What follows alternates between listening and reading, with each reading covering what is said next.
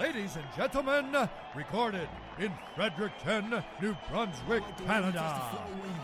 It's time for Fight Night Picks with your hosts, Frank and Matt Allen. Really looking forward to the card that we have coming up this weekend. As always, one half of your hosting duo at Craig Allen FNP. You can find Matt over on Twitter and Instagram at Matt Allen FNP.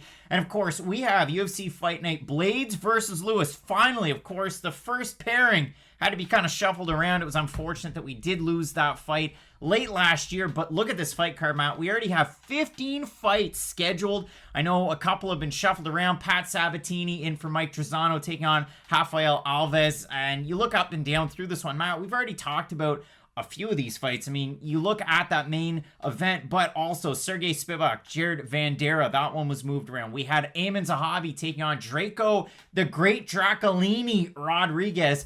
All kinds of great fights, though, on this, and a lot of fighters that are, you know, in either their second or third booking in the UFC. A few debuts as well. So while it might not be the most talent-rich card, it is an exciting one. I can see a couple of stars really emerging out of this one, and a lot of fighters that we should definitely watch. A couple of aging legends on our main card, too. So overall, what's your take on this one? This really is just a card full of crossroads fights. And other than the main event, you just look kind of up and down this card. You've got the Oleinik versus the Drakkars. You've got the Arlovskis versus the Aspinalls. You've got the Drakkar Klose versus the Luis Pena. Now, yes, Klose not as much of a veteran as those other guys, but just a lot of more established names fighting those less experienced, sort of up-and-coming prospects, if you will. And this is a really fun fight card. Now, yes, there is 15 fights on it, so I'm sure it'll probably be down to like 12 or 11 by the time we get to Saturday, but really exciting card top to bottom, and hopefully it does stay intact for Saturday. All kinds of great prospects on this card, and as we always do, Matt, with Fight Night Picks, really looking forward to question mark kicks over on Saturday, but trying to give our best thoughts on a possible fight of night. So let's throw it over to the Fight of the Night screen, presented, of course, as always, by Manscaped. A fight of the night, it's maybe not always dependent on those big names. And of course, we have Blaydes and Lewis ranked in the top 5 of our heavyweight division in the main event. But Matt, for me, Juicy J, and it's not the guy that was in the Katy Perry song that one time that went, Juicy, but Juicy J, he's had 3 different stints in the UFC, and he has a combined record of 2-4 in those 3 stints. Yes, he lost to Artem Lobov on The Ultimate Fighter, and he beat our guy Marcin Rotzek. But if you look at Julian Erosa, part and parcel, very complete fighter, very exciting guy to watch. And I know, you know, there's plenty of finished losses on his record, a total of 24-8 career. But you look at this guy, and especially in his last performance, A, he can stand in the pocket and trade. But B, he can wrestle a little bit. He's got a little bit of jiu-jitsu. Like, he's definitely a guy to watch. And for Nate Landwehr opposite him, the train, the former M1 champ, he just went on an absolute heater coming into the UFC. A lot of people had eyes on Nate Landwehr in his debut. He took on Herbert Burns, and yikes, the train kind of hit the skids. But his last time out looked good against Darren Elkins. What a fun fight that was. Definitely have to consider this a possible fight of the night. 100%. Now, the one attribute that both these guys share is their hitability, and you're probably thinking, well, that's not a good thing to have. It's a great thing to have if you do want to be involved in a fight of the night. Like you had said, Nate Landwehr, constant more forward pressure, always moving forward, never takes a step back, and he is just a wild man. He's kind of like if Mike Perry wasn't from Florida and was just a little bit more subdued outside the cage. He just moves forward, and like you had said, yelling at Dana White, just a really good personality around Nate Landwehr. It is more than just the fight. It is the walkout. It is him and kind of all of his antics. For Juicy J, Julian Erosa, you don't get back into the UFC 3 times without just being really, really, really tough. And we've seen him multiple times in the Contender Series. We've seen him multiple times in the UFC.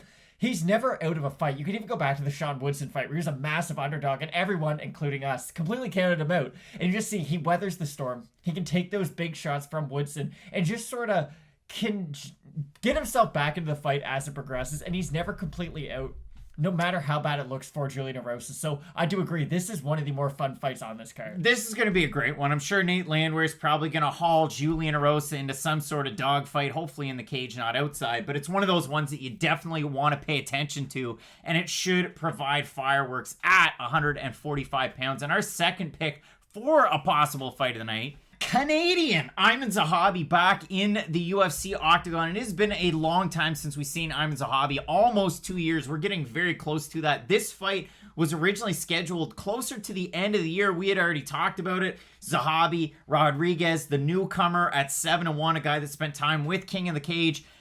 But if you look at Drako Rodriguez's fights, similar to Nate Landwehr, this guy will kind of throw caution to the wind and go a little bit crazy, and it's worked out great for him. Only the one loss in his pro career to Tony Gravely.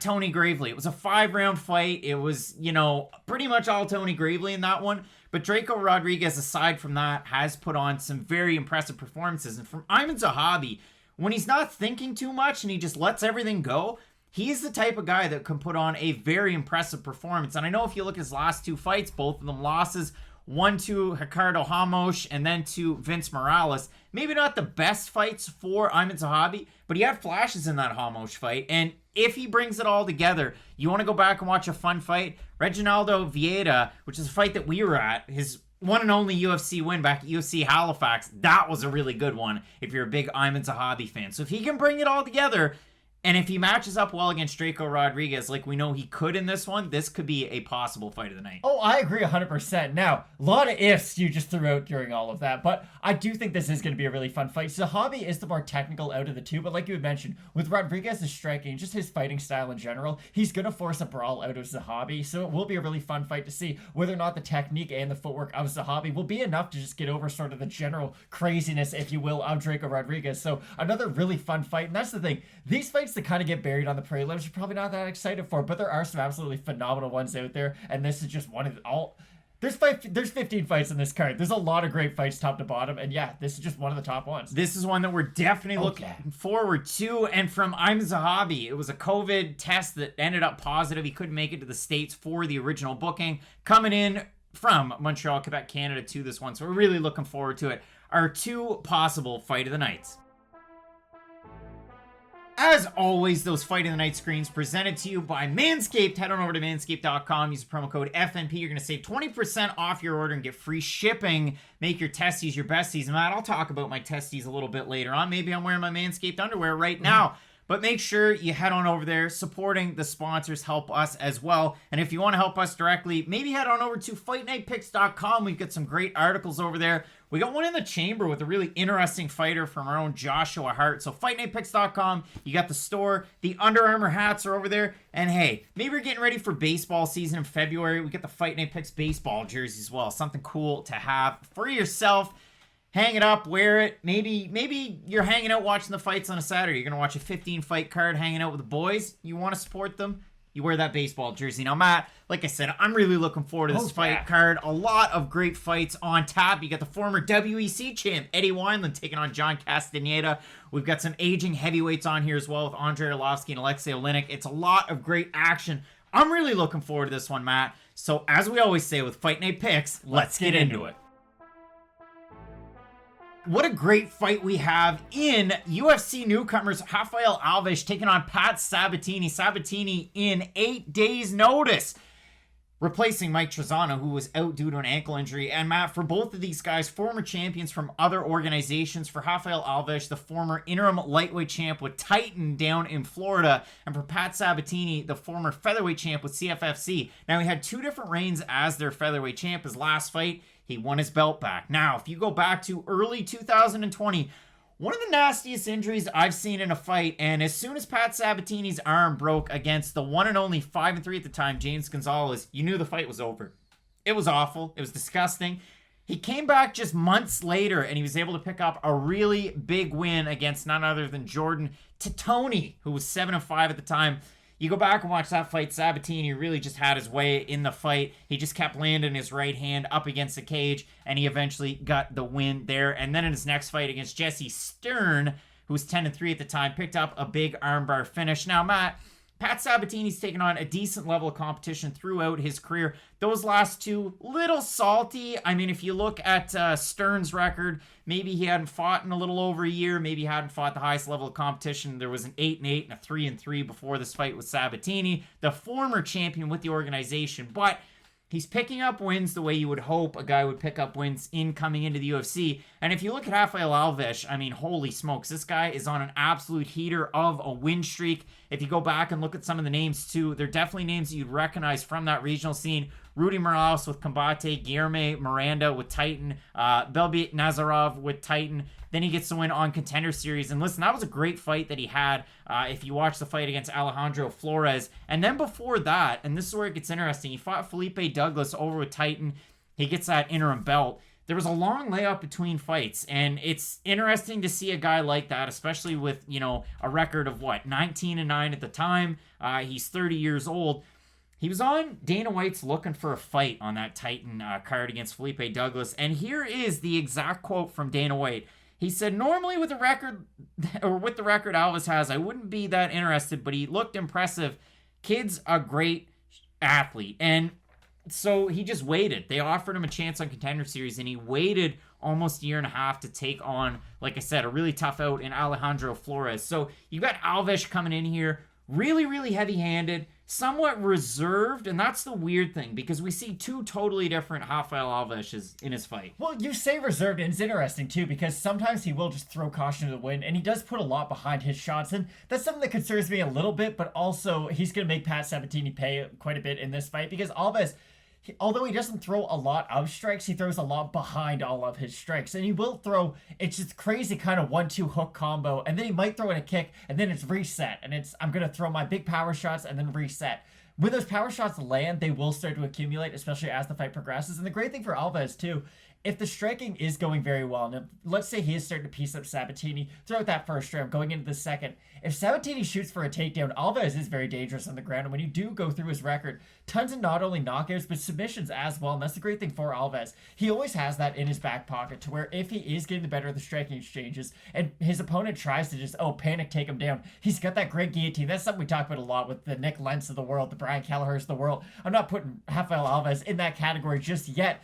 But to have that weapon in your toolbox, in your UFC debut, is a really nice thing to have. And against a guy like Pat Sabatini, who, again, is another very well-rounded fighter who can get it done on the feet, can get it done on the mat, it's just a great little wrinkle for Alves to have in this fight. Both of these guys coming out of great camps as well. For Alves coming out of MMA Masters, Colby Covington's there now, but Danny Chavez, who's also on this card, Ricardo Lamas, a longtime MMA Masters guy. For Pat Sabatini, if you have a look, depending on what site you go to, NPR Endurance MMA, I know if you watch his fights on CFFC, they mention that, but as well, Renzo Gracie Philly. And if you look at the level of training partner that he has there, Sean Brady's of the world, but a couple of other names that I was able to throw down.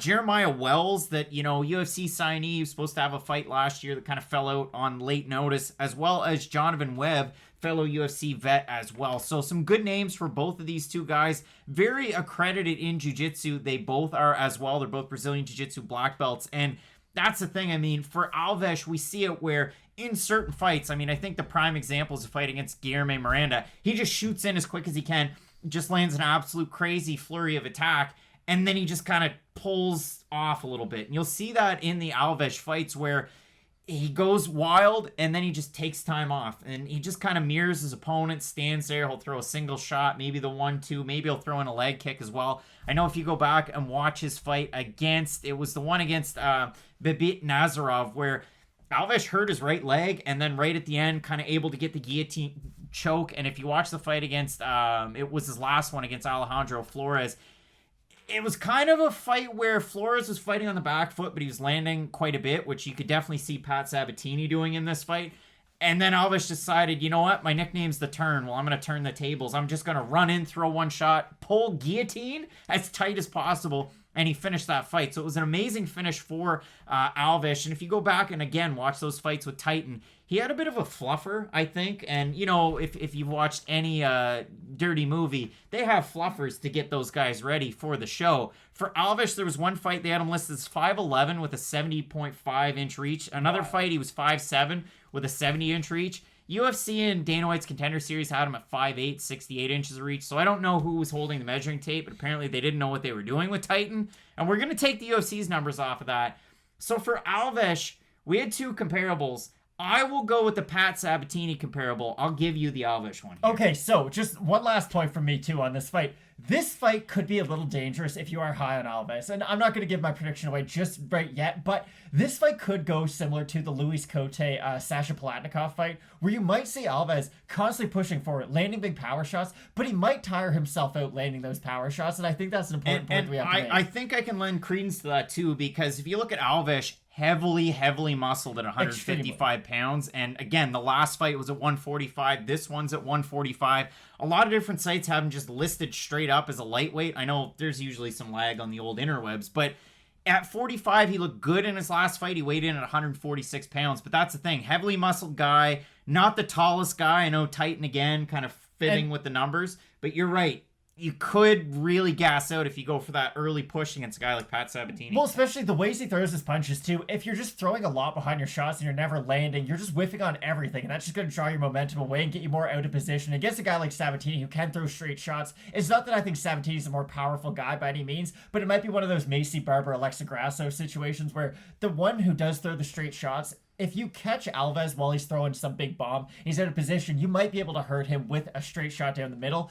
It's a tough ask for Sabatini, though, because here's the thing. I would have loved to have seen the original fight of Trezano versus Alves. Would have been a phenomenal fight. Mike Trezano, he's good at wrestling. He's a very well-rounded fighter. We all know him from The Ultimate Fighter. Sabatini, I think, is a good prospect who has a good future in the UFC. It's just a really hard ask for him to beat a guy like Rafael Alves on only 8 days' notice. And with Alves, and you see this out of every commentary team that's covered one of his fights, it's, well, he can let his hands go and he can throw these crazy power shots because of how good his ground game is. You're taking on a Pat Sabatini that's a pretty good wrestler in his own right. He has pretty good jiu-jitsu as well. Again, we talked about the fact they're both Brazilian jiu-jitsu black belts. For Alves, the other thing that he does, and I don't love this, at the start of just about every fight, he does a jumping flip, which, like, listen, you're not Carl Edwards. What are you doing? So he does that at the start of every fight. If Paul Felder is commentating, and I know he did in Alves' last fight, he will crucify that. Like, most MMA fighters hate seeing that because you can blow out a knee, you can blow out an ankle. You've seen injuries from stuff like that after fights. You hate to see it. I mean, Dana White hates it when Justin Gaethje does it. So if you see a guy like Alves do it, A, you don't like it, but B, he throws spinning wheel kicks, he throws hook kicks, he'll throw an axe kick. Like, he throws all these wild, unorthodox techniques because of how good his ground game is. Sabatini, if we could make a comparison between Sabatini and a fighter that you already know and love in the UFC roster, and maybe it's a little bit of bias because the guy's on the card, he reminds me a lot of Charles Rosa. He stands really wide. He will keep a little bit of weight on his front foot. He'll switch stances quite a bit, but he does have good movement and he has pretty good hand speed as well. So a guy like Charles Rosa who has that kind of longer karate stance, but again, you know how good his wrestling is, his takedown defense, and his own jiu-jitsu. Pat Sabatini, little bit like Charles Rosa. Matt, who is Rafael Alves a lot like in MMA? A lot like Lorenz Larkin, because he doesn't have... He's a powerful puncher, but I don't think he's at that upper echelon of power, especially not in the division. But he has really good technique, too. He's just in that weird kind of purgatory, I guess, if you will, of he doesn't throw a crazy amount of volume, but he doesn't have a wild amount of power behind it either. If he catches you with a big shot, you are going to go down. But he is it's that high tie style. He's going to throw those big, heavy hooks. He will throw a nice push kick, too. And that's the technique that is very similar to Larkin. He likes to throw that, like, weird sideways push kick off that back leg. It's a good way to get his opponent up against the cage, that we do see that's where he has most of his success, when he is able to get his opponent up against the cage, able to throw volume, especially to the body and to the head. Against a guy like Sabatini, those openings should be there, so I think this is a phenomenal fight. It is a great fight, so Matt, let's talk about the odds in this one. You have Alves opening a minus 175 favorite, now at a minus 195. For Sabatini, open a plus 150, now around a plus 163 over on Best Fight Odds. As far as the Tapology votes are concerned, 539 total votes. You have 83% going with Alves. You have 50% going by submission for Alves. Little bit of a surprise because, again, if you look at Pat Sabatini, out of the 3 losses, 2 of them by decision, 1 unanimous, 1 split, and then the one where he broke his arm about this time last year. So hopefully we don't have any flashbacks. He's won 2 in a row, both of them by finish. Alves on that tidy little win streak, as we mentioned. And if you go back and look at his record, I mean, he's fought a decent level of competition. The losses were all pretty close together about 6 years ago. And really, since he's changed his game up, he's found a lot of success in MMA. So final takeaways here. I think it's a great fight. I think it's evenly matched. Little unfortunate that Sabatini coming in on short notice, but you get a chance at the UFC. And really, for Sabatini, if you like him to win this fight, probably going to be switching things up on the back foot, working all the way around the octagon. And listen, you don't see a lot of people have success with it, but similar to the fight that we had in our co-main event last weekend, it's a little bit of a technique versus power, and usually technique wins out. What do you like here? I think Alves is going to get this one done. Again, Sabatini might be able to win this fight on a full training camp, but you're asking a guy to not only do his weight cut, but get ready for a tough fight on only a week's notice. So I like Alves in this fight, although I do think for the first fight on the card, this should be an absolute barn burner. Should be a great fight. I'm in agreement. I'll take Alves here. I mean, again, I like the aggressiveness, I like the jiu-jitsu, and I like the power, but again, you could get caught in a circumstance where you go with Macy Barber based on those techniques. Long layoff for her. For Alves, the last time we saw him, it was against a fighter who had very, very fluid striking in Flores. So we'll see what happens here, but we're both going with Rafael Alves. And for me, maybe I look at this one live, but not straight up. It's a really tricky one. It should be a great fight. We're both going with Rafael Alves to get the win. Keep locked in with Fight Night Picks, Matt. We got a great card headlined by two great heavyweights. We got Curtis Blaydes taking on Derrick Lewis finally. So, as we always say, Matt, with Fight Night Picks, let's get into it. Couple of big heavyweights going at it this weekend. Jared Vanderaa, the Mountain, making his UFC debut, taking on the Polar Bear, Sergey Spivak. And this was a fight that we were originally supposed to get last year. We talked about it in great detail. We gave Jared Vanderaa his props. We gave him his flowers, as they say. Matt, let's jump back into that old prediction video. Matt, really looking forward to our next fight coming up on UFC 256 at heavyweight. And hey, we have a UFC debut from the Mountain, and I'm not talking about the guy from Game of Thrones, but I am talking about a heavyweight in Jared Vanderaa making his UFC debut, representing Team Quest from the Pacific Northwest. And Matt, this is a guy that can get it done in a lot of different ways. He just earned his Brazilian Jiu-Jitsu black belt. He has a background in wrestling. We've seen his striking in his MMA career so far. And if you look at his total body of work, 11-4, 10 of those 11 wins by finish, 3 submissions, 7 wins by knockout. You saw his big win against Harry Hunsucker, one of the weirdest names in all of sports, over on Dana White's Contender Series just over a month ago, and it was one of those knock him out, grind him out type of fights where Hunsucker really brought it at him at the start. Eventually, kind of sort of tired out a little bit, Vanderaa able to take over. And I mean, you look at his overall body of work, and Matt, both of these guys have taken on the one and only Tony Lopez. And Matt, for a guy that has, or at the time, had 95 professional fights, 95 have entered the cage, only 31 at the time have picked up wins. Jared Vanderaa, one of those guys. Sergey Spivak, also one of those guys. So both these guys, again, share that win in common. And on the left side of our screen, Sergey Spivak, the Polar Bear. So far in the UFC, it's been slightly mixed bags, and they both enter off a win over Tony Lopez. For Spivak, he ends up drawing Walt Harris, gets finished in that fight incredibly quickly. It was in the first minute of the first round. Then he beats Tai Tuivasa, then he loses to Marcin Tybura, and he beats Carlos Felipe in his last time out. A lot of people were surprised about the Felipe win. I know Felipe was coming off of about a 2 years USADA suspension, or there were some USADA issues in there. And Felipe, for what it's worth, looked pretty good against Jorge De Castro in his last time out. So for Sergey Spivak, to me, the Tuivasa win just continues to look better and better because he really dominated on the ground. And say what you will about Tai Tuivasa, but again, in his last fight against the skyscraper, Stefan Struve, he looked pretty good. So knocked him out twice, too. I mean, just hopping up on the cage. Sometimes you land a heel on a guy's head once he's already been knocked out, and boom goes the dynamite. So again, for Sergey Spivak, his base, he definitely has a good, Sambo background to his credit. We see that really implemented into his game. You hear about a lot of fighters with Sambo backgrounds. I know Rafael Fiziev that's going to be fighting later on in the card against Renato Moicano. He has one, but primarily a Muay Thai kickboxer type of fighter representing Tiger Muay Thai. But for Sergey Spivak, he can really bring it in a lot of different ways. One thing that he does that I don't know if a lot of people really focus in on, he throws a lot of wild shots, and he'll throw spinning stuff that doesn't normally land. So you get Spivak, a lighter heavyweight, if you will, weighed in at 240 his last fight. For Jared Vanderaa, weighed in at 263. A lot bigger guy in Vanderaa, a lot smaller of a guy in Spivak. And to me, I look at this fight as old guard, new guard.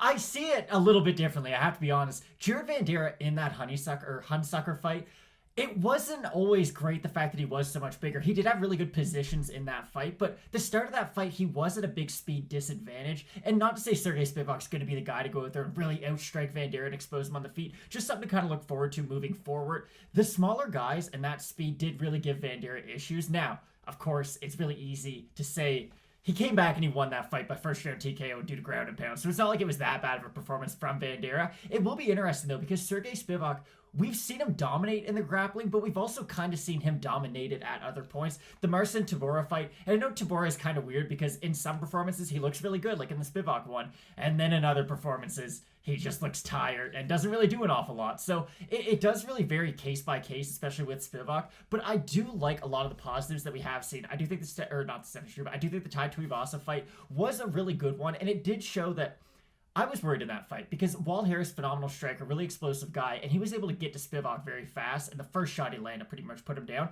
Tai Tuivasa, although I wouldn't say he throws with the same power that a Walt Harris does, he does have phenomenal striking in his own right. And the fact that Spivak was able to kind of stand with him for a little bit, figure out what his game was, and the second that fight went to the ground, it wasn't even close. So this fight really does come down to who can get that top position. If Sergey Spivak's on top of Jared Vanderaa, he's going to beat the absolute brakes off him. He's going to land really good ground and pound. He'll probably set up. He's got a really nice head and arm choke. He likes going for that instead of passing all the way to mount. If he's in side control, he'll kind of set that up. It's a really nice position for him. But if Vanderaa is on top of Spivak, it's going to be the exact same problem. I really doubt Vanderaa will fish for the submission as much as Spivak would, but his ground and pound is definitely violent on top. That's the thing. I mean, Jared Vanderaa with the background in wrestling comes in having just earned his Brazilian Jiu-Jitsu black belt. So I have to give credit where credit's due, Matt. I've got the paper notes this week, and I read an article on Medium. And listen, you don't trust everything you read on Medium, but there was a Q&A there with Justin Sannetti, and this one's from July, before the fight that Vanderaa had on Contender Series. And there were a lot of really interesting points that were made, but the fact that he talked about really wanting to beat Justin Gaethje's leg kick ratio in the UFC, I thought was absolutely insane. Also learned from some of the interviews and especially that Q&A as well, the fact that he had recently earned his Brazilian Jiu-Jitsu black belt. Definitely something neat. I know if you look at it over on his Tapology page, the fact that he represents, again, Dan Henderson's Athletic Fitness Center and Team Quest, one and the same. Exactly. But he's been training in California for this one out of an affiliate Team Quest location. So I don't know what it's going to be like as far as the level of training partners that we're going to see. From Sergey Spivak, we actually do know he trains with some really, really high-level guys. You can see that up there on screen. But, I mean, for Jared Vanderaa, again, this to me is one of those fights where you get a guy that's 6'4", so he has a height advantage ever so slightly, he has a reach advantage, and he's one of those classic heavyweights. One of those guys that we saw 10 to 12 years ago where I'm a huge fucking heavyweight, I can wrestle, and I can strike, and I can eat a shot, so I'm probably going to go far. You know what Jared Vanderaa reminds me of? I'm talking about the fluffer for Brock Lesnar. Chris Tuchscherer, a guy that really made it far on all of those attributes, and then he got close to the top, and that was as far as he was going to go because he wasn't really good at grappling. He was a good wrestler. His striking was pretty good. Then his chin started to kind of fall apart, and the wheels just fell off. But Chris Tuchscherer, you want to go find a guy with traps? Go find Chris Tuchscherer. You don't hear much about him anymore. So for Jared Vanderaa, he's one of those guys that can really withstand a lot of punishment. I look at Jared Vanderaa and I place him in the same class, and maybe this is a little unfair on my part, as a guy like Josh Parisian that we saw come in just a couple of weeks ago against Parker Porter. Parker Porter also in that category too. Like, they're these great big guys at heavyweight that kind of do everything well. They can strike. Again, with Parker Porter, he'll throw some low kicks. Jared Vanderaa does actually throw a lot of them. You could see that in the fight against Harry Hunsucker early. You saw Vanderaa start to chop, but what Hunsucker would do is he'd run in with his right hand and just start smashing. And that guy, the speed on him was insane. Like, you rarely see heavyweights throw like that. For Sergey Spivak, again, throws a lot of those spinning shots that don't always land. He kind of gauges distance in a weird way. And if all else fails, then he just goes in for the takedown. It's worked a lot. And hey, credit where credit's due. It's worked against a lot of really big heavyweights too, because for Tuivasa, for Carlos Felipe, for Tony Lopez, I mean, again, The man's been in there over 90 times as a pro fighter, and for Spivak to get a win over him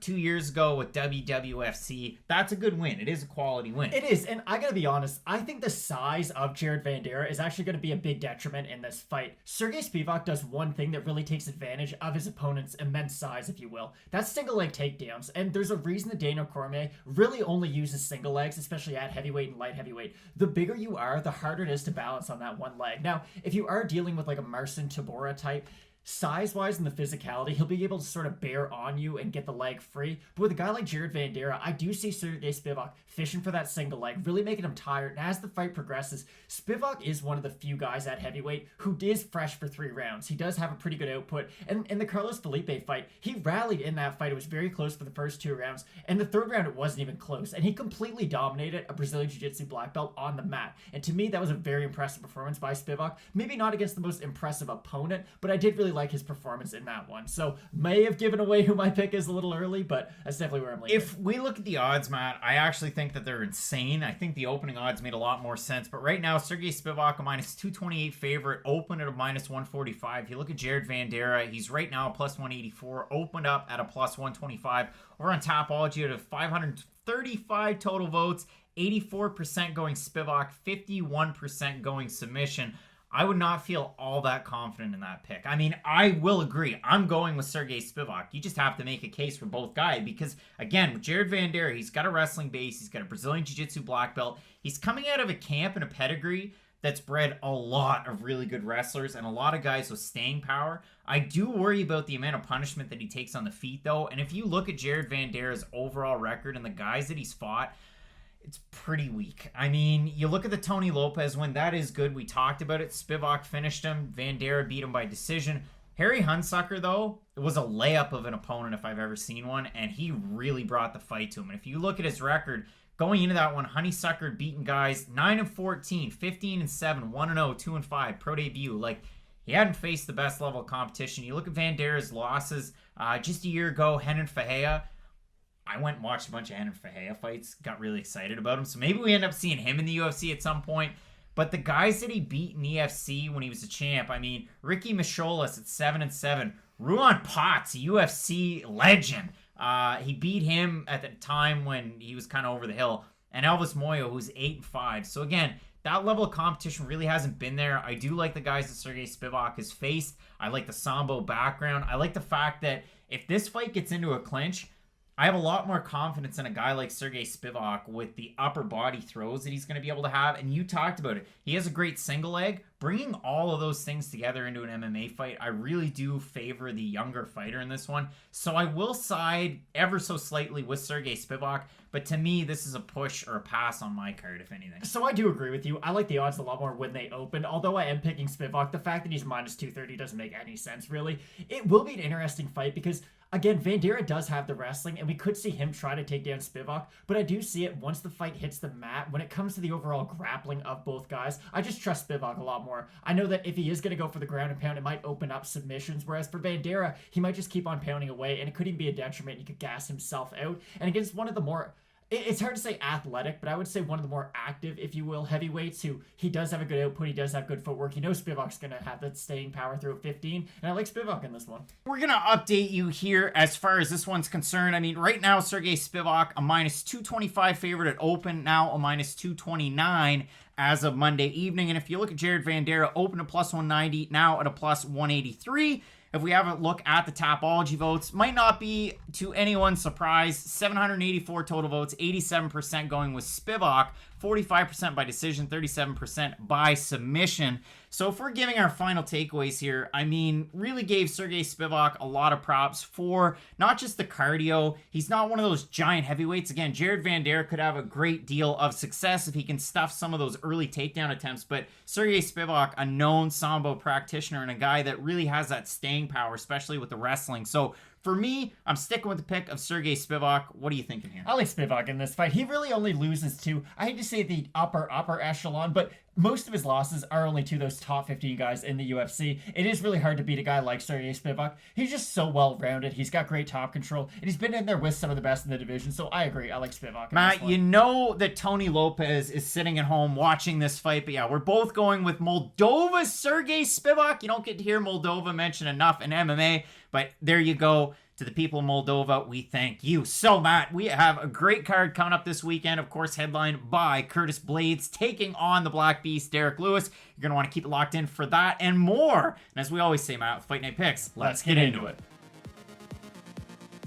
Big time banger at bantamweight. We have Canada's Aiemann Zahabi taking on Drako, the great Drakolini Rodriguez. Matt, we previewed this fight in great detail not that long ago, really going in depth as to Drako Rodriguez's beginnings and his entrance into the UFC. And for Canada's Aiemann Zahabi, well, unfortunately, he was the reason that this fight fell apart in the first place. It was a COVID test the week of the fight on his way down to the States. So finally, we get this fight. We're going to head back into the past for the prediction of the future.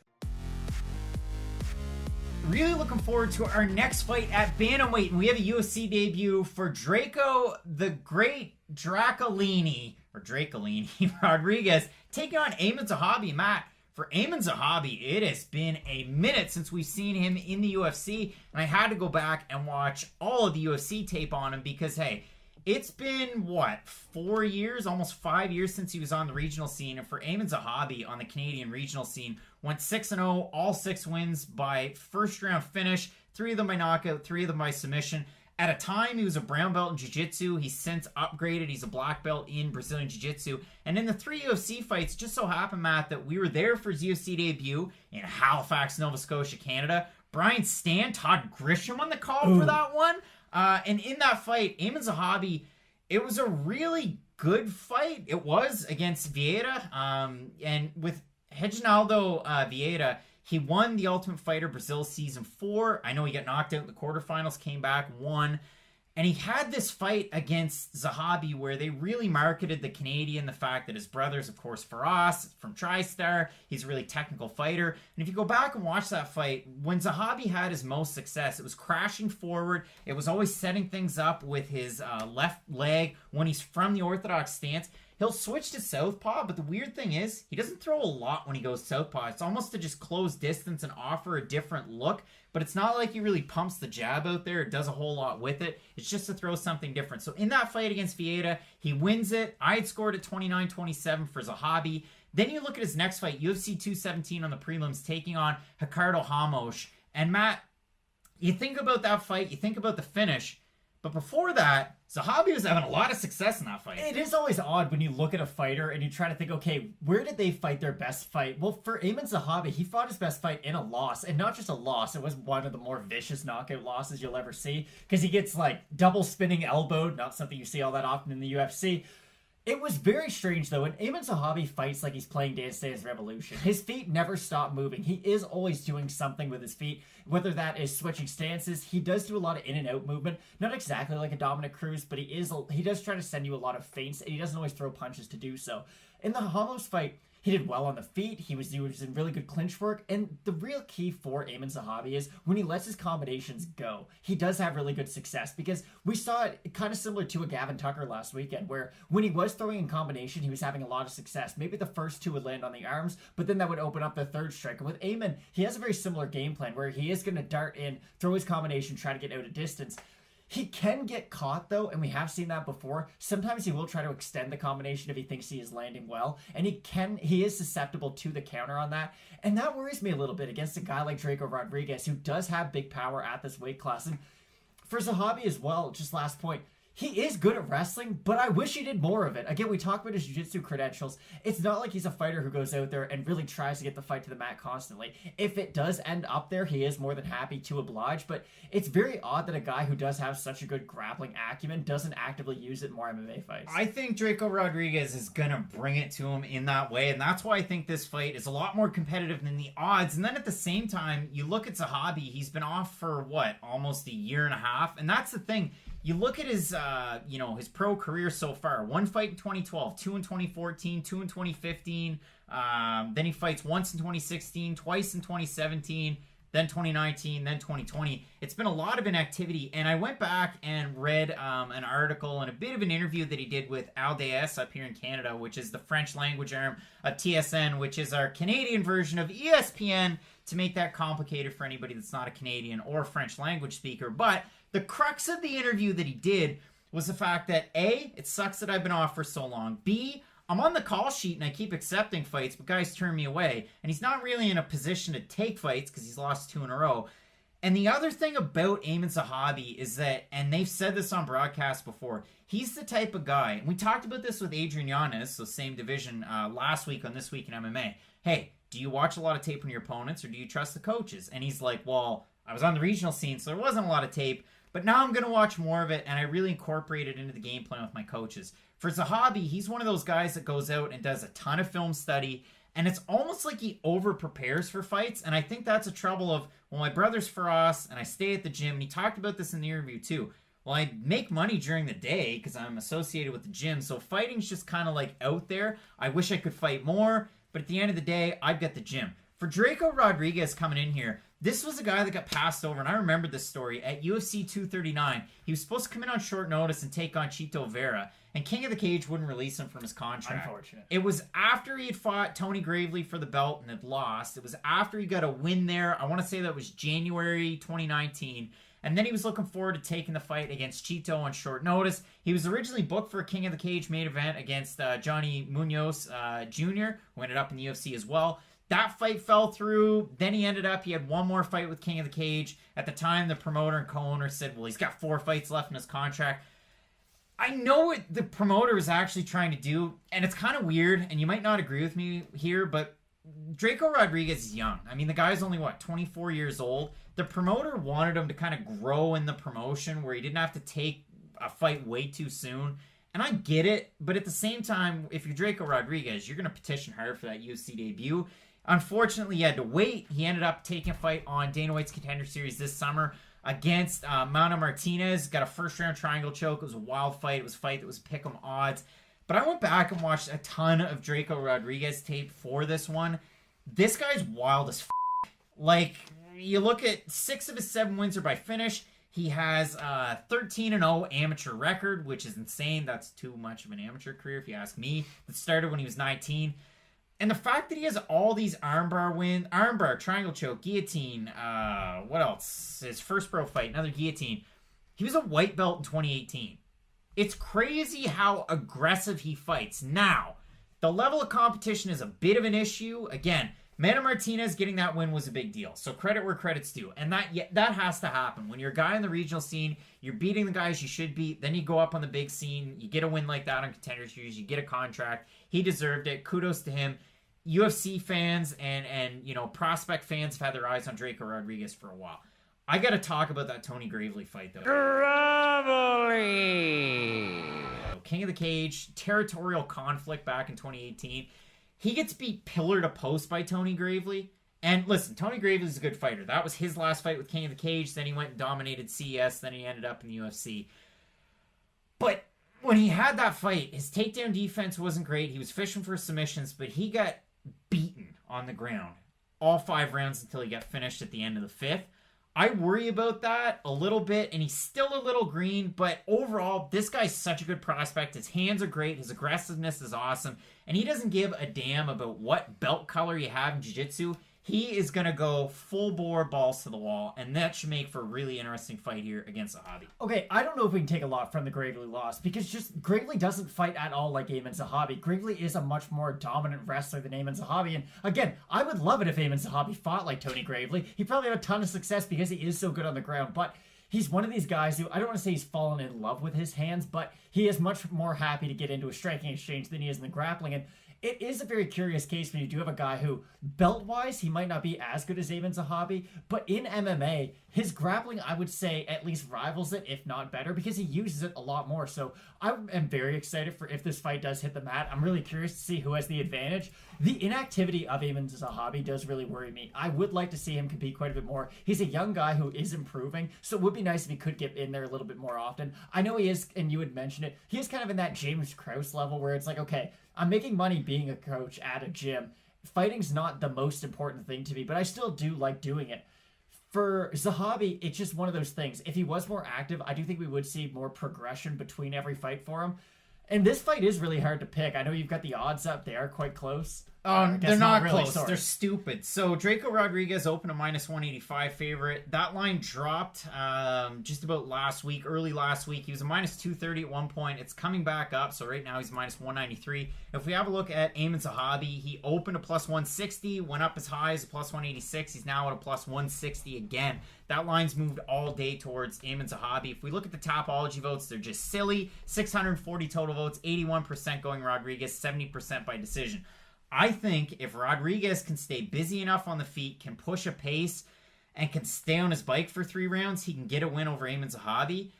If I didn't make a pick on this one, I'd feel pretty good because this is honestly one of the toughest fights to pick. Again, I went back and watched so many Drako Rodriguez fights against scrubs in the regional scene that I didn't really gain a whole lot out of it other than the fact that this guy's a great prospect and I'm really looking forward to him fighting in the UFC. If he beats Aiemann Zahabi, that's a huge feather in his cap. I've seen Aiemann Zahabi have success like that. He was one of those guys that was the next great Canadian prospects when he made his debut. And then even after getting the win over Vieira. So for me, if Aiemann Zahabi can, again, do what he did in the Hamosh fight, if he can at least throw that nice kick, push a bit of a pace, rush forward, try not to get caught, and as long as you don't get hit by some spinning stuff, he can rely on his grappling. Because I think if Drako Rodriguez takes down Aiemann Zahabi, it's going to be weird. He hasn't faced a guy like Zahabi on the ground like that. I mean, yeah, Tony Gravely's a wrestler, so it's a different story.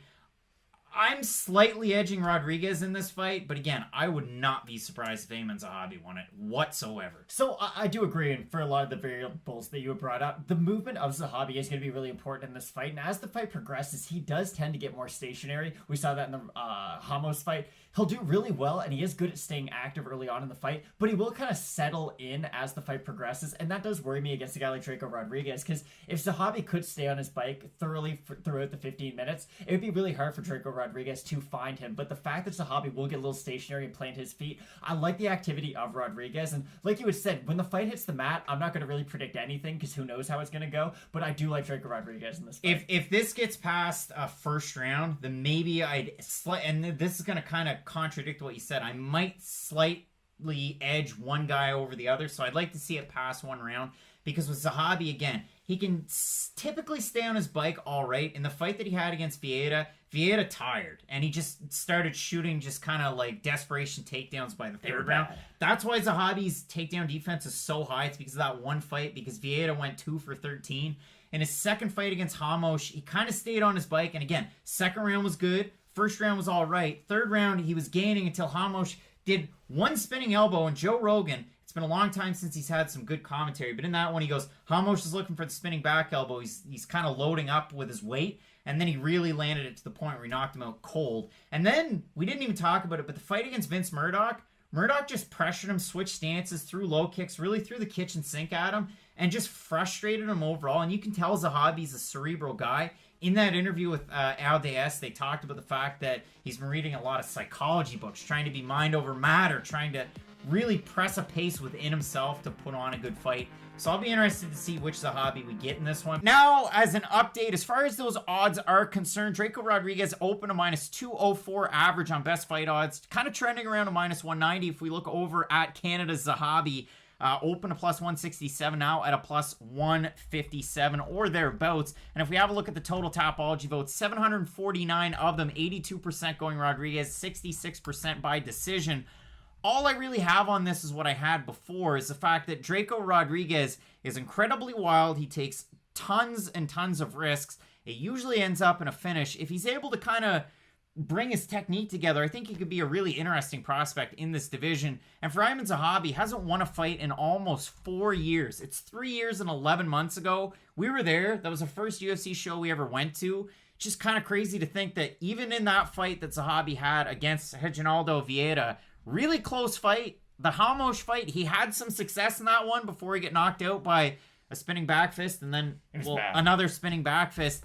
And then his last time out against Vince Morales, that one's tough, especially being in Canada for that fight. So overall take here, you still keeping the pick that you had before? So I know I had Zahabi before. I like his movement, especially. You had Rodrigez. Oh, sorry. Well, okay, good, because I was going to say I am going to stick with Drako Rodriguez or switch my pick to Rodriguez.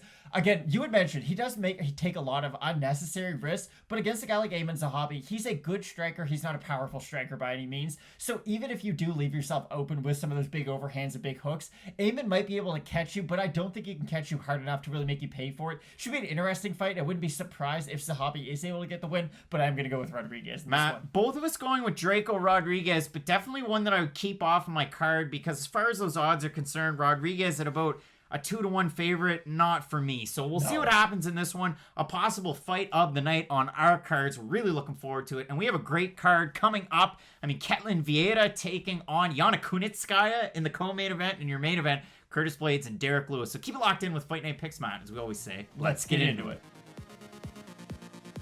Really interesting fight at featherweight. We have the scrapper, Chaz Skelly, taking on pretty boy Jamall Emmers. And Matt, for both of these guys, they've taken on some good fighters in the past. I mean, for Jamall Emmers, that was always a story. This is a guy that was just outside of the UFC. It was only a matter of time before we got to see him. He main evented LFA 81 against Rafael Barboza, punched his ticket to the UFC with a win there. He unfortunately lost split decision to Giga Chikadze. I went back, MMA decisions, didn't watch the fight, and it was a close one, but Giga just outpointed him in that one. I mean, I know the takedowns were definitely the story for Jamall Emmers.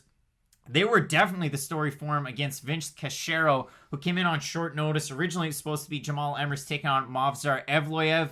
And really, that's been kind of the story. He's supposed to take on Evloev. Evloev, out of that fight because of a motorcycle accident. Then he was supposed to take on, it was Timur Valiev, rather. Valiev out of that fight. So in steps Vince Cachero. And so he picks up a win there. He just kind of rinse and repeat, able to get the win there. And that's kind of the thing out of these pinnacle MMA guys. And I say that, but that's where you're going to find Jamall Emmers. But training with the likes of Darian Caldwell, you're going to see Bobby Green there as well. Like a lot of guys that can get it done on the feet. But for Darian Caldwell, some of the best pure wrestling that we see in MMA in the lower weight classes. But again, for Jamall Emmers, win over Jay Cuccinello, Ciel Machado, who else? Chris Avila, the guy that trains with the Diaz brothers, and we've called out in the past.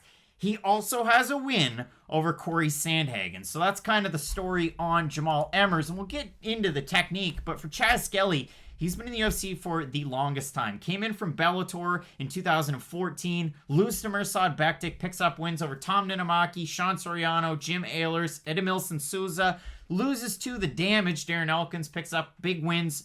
Listen, a 19-second win over Maximo Blanco. You go back and look at that guy's record. A little bit insane. And then he picks up a big win over Chris Gritzmacher, a fight that wasn't even close. It was all Skelly in that fight, using that All-American NAIA wrestling chops. And Chaz Skelly, really, I know he lost to Jason Knight. He had the no contest against Bobby Moffett.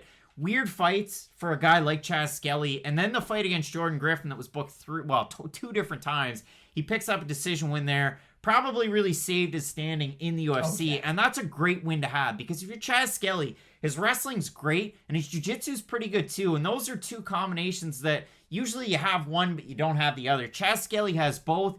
He's a really lanky guy for the division, kind of wonky striker, so this makes for a great fight, because I wouldn't say clash of styles, but these guys do fight in differing styles. Oh, 100%, and I'm really excited for this fight. Chaz Skelly's a really interesting case, because I know what he does well, but I also don't really know what he does well. Yes, he can wrestle, he has good jiu-jitsu. His striking's very awkward, just because he can throw quite a bit of volume. He does have that kind of odd, upright BJ Penn the third time he fought Frankie Edgar style, where he is just very, I don't know, he's got way too good a posture for my liking. But anyways, the Jason Knight fight's the one that I always go back to, because that was just an awful late stoppage, and Chaz Skelly ate a lot of damage in that fight. And the other weird thing too about Skelly, you forget how long he's been in the UFC for. Like, I always think of Chaz Skelly like, oh, he's been around for he's had 3, 4, maybe 5 fights in the UFC. No, he's been in the UFC for 5, 6 years now. He's been a veteran. He's been in there with some good guys. And you look at his losses. Yeah, he lost to Jason Knight. People only remember Jason Knight now, I guess, for being the guy who fought Artem Lobov and bare knuckle. But he had a nice little run in the UFC for a while. And then Darren Elkins, The Damage, who we all know and love. So Chaz Skelly struggles with the guys who do the things that he does well. He struggles with other guys who can wrestle. He struggles with other guys who are good at jiu-jitsu, because then they can just force the fight to be a striking exchange. And for Jamall Emmers, we all know how good his wrestling is, how good his grappling is. But the easiest path to victory for Emmers in this fight might just be to keep it standing, because he has the one who has the wrestling defense in his back pocket. For Skelly, he will kind of give up the takedown just to have the fight be on the mat. You don't want to be on your back against a guy like Jamall Emmers. I know he has good jiu-jitsu, but the ground and pound of Emmers is not something that you really want to be messing around with and really testing your jiu-jitsu out against. So for Emmers, if you can just defend a lot of the takedowns of Skelly, I'm not saying Skelly has bad striking by any means, but compared to the striking of Jamall Emmers, I just don't know how much success he's going to be able to get on the feet. Yeah, it's going to be a really weird fight, because that's the thing. For Jamall Emmers, when he fights poor wrestlers, well, he's able to get the takedown quite easily. He's able to gain top position and really land a lot of shots. And that's the thing for Jamall Emmers. He's one of those guys that might just kind of bully his way into position and then just start landing blows. For Chaz Skelly, he's going to take you down. He's going to get the back. He's going to try and get into a submission position. And again, if you look at some of those wins, Souza, rear naked choke. Tom Ninamaki, rear naked choke. You look at the fight against Blanco, Anaconda, and a rear naked against Chris Grutzmacher. Again, he just kind of had his way in that fight. The fight against Bobby Moffett that ended up in no contest, that was controversial as it was. So it was a really weird fight. It's one of those ones that, do you put a lot of stock into it? I think, again, the win that he had over Jordan Griffin's a great one, because Griffin is that classic, again, kind of a mirror to Chaz Skelly. Is his striking great? Not so much. Is his takedown, offense great? Well, it's not too bad. His submissions are really his bread and butter. So for Chaz Skelly, again, if you look at the overall body of work, he's got a couple wins over Daniel Pineda from back in the day, a win over Ray Trujillo that we all know and love. So a good base, and again, 10 submission wins on the record for Chaz Skelly. For Jamall Emmers, 7 by knockout, 3 by submission. Let's have a look over at the odds, Matt. Skelly opened a plus 120 underdog. He's now at a plus 186. If you look at Jamall Emmers, opened at a minus 140. He's now minus 232, which is absolutely insane. Again, this is one of those fights that I'd probably leave off of my card, because I don't really love Jamall Emmers being that big of a favorite. But we have a look at the Tapology votes. We'll round this one out, see what the fans are thinking.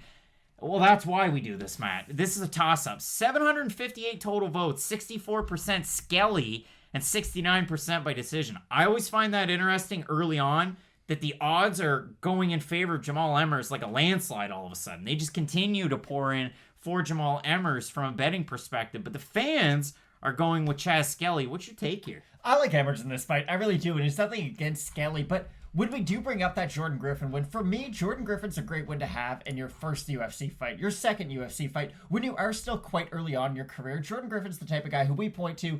It's like when Alexander Volkanovski was making his way towards the title, and you're like, oh, he fought Darren Elkins on his way up. Like, there's certain guys that you just like to see on someone's record. Jordan Griffin's one of those guys. The difference is Chaz Skelly's not in his first kind of little run in the UFC. He's an established name, and the fact that he is fighting at that sort of Jordan Griffin level still at this point in the UFC is a little concerning. It's not that Jamall Emmers is going to be a top 15 forever, but I do think Jamall Emmers has a serious ceiling at 145. The fight against Shikansei was weird. It was really close. He did have the takedown. Shikansei outstruck him.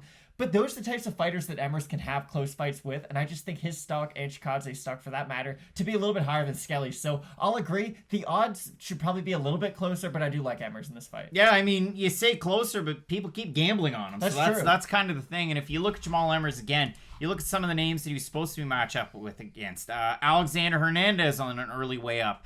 You look even recently, again, Derek Minner, Movsar Evloev, Timur Valiev. Like, that's the kind of stock you put in this guy. And he's winning fights before that, so it's not like, oh, well, let's just throw Jamall Emmers in there. It's going to be a loss. I'm sure he would have been an underdog in the Evloev fight, but I do like him in this one as well, because again, his takedown defense isn't terrible. His offense is quite good from that respect, but if it's a fight that keeps standing on the feet, as they say, every fight starts on the feet, I think Jamall Emmers has more than a good opportunity in this one. So I'm going with pretty boy Jamall Emmers. You're in agreement on this one. Oh, yeah. Looking forward to it, because maybe Chaz Skelly proves everybody wrong, takes him down and submits him. Wouldn't that be an interesting wrinkle of a development, and all the Tapology voters be right? So I'm really looking forward to this fight. It should be a great card. Your headliner rebooked. You have Curtis Blaydes taking on Derrick Lewis. We're really looking forward to that one. And as we always say, Matt, Fight Night Picks, let's get into it. Really interesting fight on our preliminary card. We have Danger, Shana Dobson, coming off of one of the biggest underdog wins in MMA history. She was roughly a plus 950 underdog, taking on Maria Agapova, who was on a good streak. She had, 3 wins in a row? The Hannah Cyphers win in her debut. She looked amazing. Kazakhstan was on the map.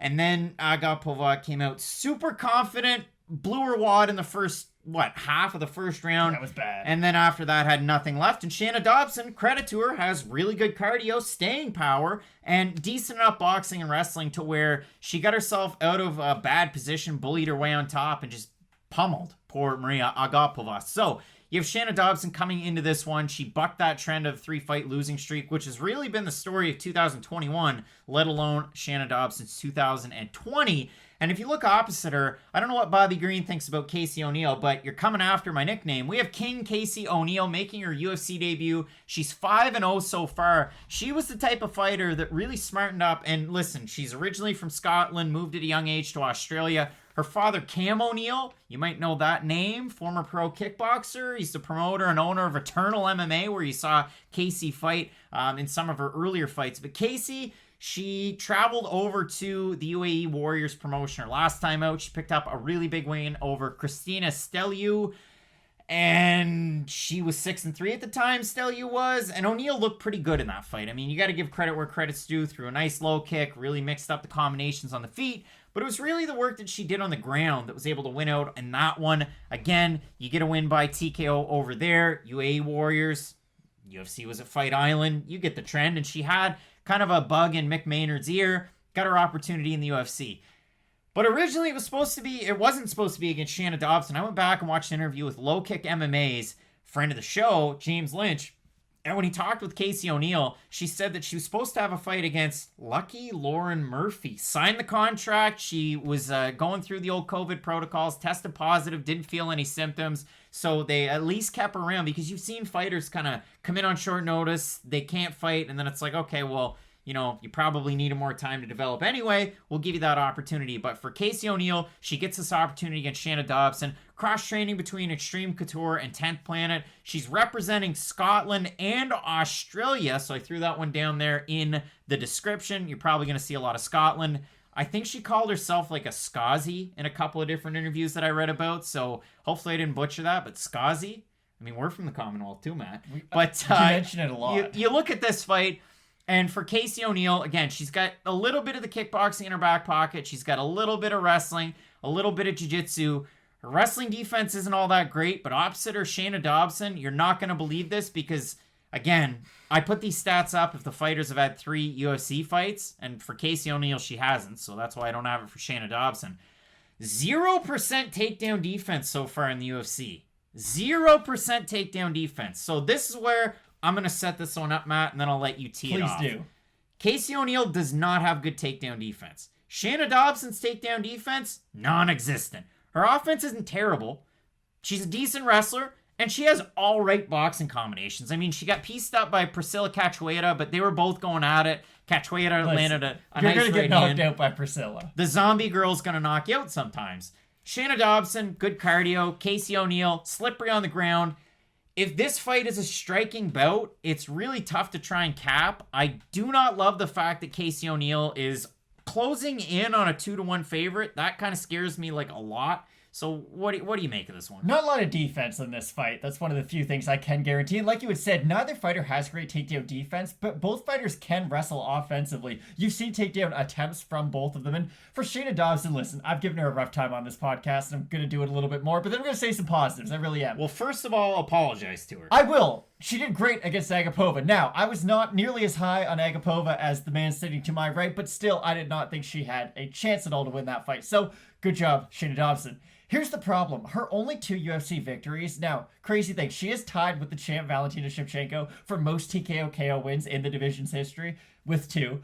But those 2 wins, her opponent just gave up in both of them. And I don't feel unjustified in saying that. With Agapova, she didn't beat Maria. It was just Agapova gave up. She had no cardio whatsoever in that fight. And the second she got stuck on bottom, she just couldn't get back up to her feet and got TKO'd that way. So, again, it is a TKO win, but I look at that less as Dobson won that fight than Agapova lost that fight. But, Matt, what about her other TKO win? win? Don't worry. And I am so happy I can talk about this fight because I gotta admit, I've never been the biggest Ultimate Fighter fan, but when Justin Gaethje and Eddie Alvarez were the coaches, I was like, well, goodness, I'm excited for this. They were introducing a new weight class. I was like, okay, fine. I'm gonna actually sit down and watch this season of The Ultimate Fighter. And they finally get to the finale. They're fighting for the title. You got Roxanne versus Nico Montano, ex-champion. You may or may not have known that. And Shana Dobson fought Ariel Beck on that card. Because, it is popular. What they'll do is if you have two fighters in The Ultimate Fighter, maybe they both lost, they didn't make it to the finals, the UFC will sign them and they'll match them up on that kind of, it'll be a card. Maybe it's on a Thursday night. They've always got it on a weird night. Shana Dobson lands a clean punch. Don't get me wrong. Ariel Beck lands a punch of her own and then just kind of takes 3 steps back and curls up on the cage. And it's the strangest reaction I think I've ever seen to a punch. She reacts kind of like how Rory McDonald did when Robbie Lawler smashed his nose. The difference was that's one of the greatest fights of all time, and both guys took untold amounts of damage. And in this fight, she just kind of ate a right hand and got into the fetal position. So Dobson's wins are just really weird. And for Casey O'Neill, you look at her level of competition, it's not great. And something we always say here is when you haven't fought the greatest level of competition, it doesn't matter how you've gone out and beaten them. And there are a lot of decisions on Casey O'Neill's record. Here's the problem, and yes, that's always a big red flag, especially when you have been fighting people with negative records of the 0-0s of the world. But I can't say that Casey O'Neill doesn't have any wins that are as good as Shana Dobson's wins. Yes, Dobson has beat Ariel Beck. That is a UFC win, if you will. She beat Agapova. That is a UFC win. But you just kind of look through her record. Other than those two fights, they've fought very similar levels of competition. And that's the thing. I mean, you look at Shana Dobson as a pro. Cassandra Spatz, you won that fight by decision. You lose to Nico Montano. Okay. Well, I know a lot of people don't like Nico the person, but Nico the fighter, not terrible. She's not terrible. She's not terrible. It's all right. So you lose the decision to her. You beat Rebecca Adney. You get into the Ultimate Fighter. You lose to Roxanne Modafferi. So then you go out there and you beat Ariel Beck. You lose to Lauren Mueller in a fight that was, would you say, close? It was, but here's my issue. Lauren Mueller, if you lose to her, then we really need to have a conversation. Okay, but it was a close enough fight. She got pieced up by Sabina Mazow, and that fight wasn't close whatsoever. And then she got finished by Priscilla Cachoeira. So 3-fight losing streak in 2 fights where you lost and you got pieced up in a decision, and you lost in a first-round knockout. You're having success boxing until you get knocked out 40 seconds in, so take that for what it's worth. And then you got Maria Agapova, where she looked good. She didn't look terrible. Agapova threw the kitchen sink at her early. Dobson was able to withstand it, and then just due to the fact that she's tough as nails, she was able to get the finish herself. And listen, I mean, she had Agapova's arm down and she was hammering away, but Agapova was pretty much down for the count and it was over. For Casey O'Neill, if you look at that level of competition, she has 4 fights with Eternal, where your dad's a promoter. All right, so there's that. And you look at the way, again, you're right, you look at the way she's winning. 1-1 was her debut. That makes sense. That happens on the regional scene. You win a decision. You beat Jada Kelty. Again, it was Jada's debut. First round rear naked choke. You beat Mickey Matono by decision. We went back and watched that fight. Mickey Matono fought pretty well in that one too. Wasn't an awful fight, to be completely honest. And that's the weird thing too. You bring up O'Neill, how her dad is such a good kickboxer, and that is sort of her background. But you see a lot more grappling out of her fights than you do her own striking, and that's what makes me worry for Shana Dobson. And that's the thing too. You can kind of rag on Casey O'Neill's pro win. She's on a 10-fight win streak going back to her amateur days. That goes all the way back to 2017, and it was finish. So all 5 of those amateur fights finish wins. And then as a pro, she has 2 of her 5 total wins by finish. She got the win over at UAE Warriors 13. Just basically outdid Christina Steliou all over the place. Greece Steliou didn't really stand much of a chance in that one. So if we have a look at the Tapology votes, let's start there. 785 of them, 84% O'Neill, 81% by decision. If we have a look at the odds, like I said, O'Neill opened to -185, now to -152. So I said early on, she's about a 2-1 favorite. That line is closing quickly. I mean, if you look at Shana Dobson, the lines moved 21% to Dobson, who opened to +160, now to +125. So again, for me, I look at O'Neill striking. Maybe it needs a little bit of polishing, and that's the other thing. I mean, she trained at Tiger Muay Thai extensively in Thailand, so she's had the Hickman brothers in her corner before. Her main training partner over there was Loma Lukbanmi. She spent some time with Piotr Jan. I know in one of the interviews that I watched and read a lot of about Casey O'Neill before this one was the fact that didn't really get a chance to train with Valentina Shevchenko because she zigs when everybody else zags, more or less. You've seen that of any of those Shevchenko sisters, like the time they trained in Brunswick, Maine. And if you look at her now, she went over to the States, Extreme Couture, 10th Planet. You have to think that that's going to go to her advantage. For Shana Dobson, she used to be a Team Lloyd Irvin fighter. She's been with Elevation for, almost a couple of years now. And finally showed some dividends out there the last time against Agapova. So for me, I guess it makes sense where the line is. A 2-1 for O'Neal coming in here against a fighter that's 4-4 and Shana Dobson. Makes a bit of sense. If you're putting any money on this one, you're insane. Like, you're insane. I wouldn't have this on any card whatsoever. Maybe you wait until after the first round. What's the final take here, Matt? I like Casey O'Neal in this fight. Listen, Shana Dobson, I've seen her not lose 2 UFC fights. I haven't seen her win 2 UFC fights. And I know that's a weird way to say it, but it's true. Ariel Beck just straight up gave up against her. And so did Maria Agapova. And for Casey O'Neal, I've at least seen her go for the win in her career. And here's the thing with Dobson. She is a good striker, but she needs power to get any of her nice strikes off. And she relies on her power a lot. Look at the Priscilla Cachoeira fight. If she does really try to sit down on her shots, she leaves herself extremely open for counters. It's not that O'Neal has crippling power by any means. I don't think O'Neal's going to win by TKO. But I do just think that the steady output of O'Neal and the takedowns will be enough to win a decision. I think O'Neal can wrestle as well as Agapova did in the first round of her fight against Dobson. I just don't think O'Neal will get tired like Agapova did. I don't want to be overly critical. I want to be a nice guy. Again, Canadians, Commonwealth. I don't love Casey O'Neal in this fight. I don't love either one of them. That's Craig. it. We have to give a pick. To be 100% confident, this would be one that if I could leave it off a card, I would. Because I don't feel confident picking either one of these women. For Casey O'Neal, she throws leg kicks, but when she throws the kick, she backs up. And then she kind of freezes for a second. And her combinations are kind of like Cindy Dandois a little bit. So it just leaves a lot to be desired. I know she's a good prospect. She's undefeated and such. So I will slightly side with Casey O'Neal in this one.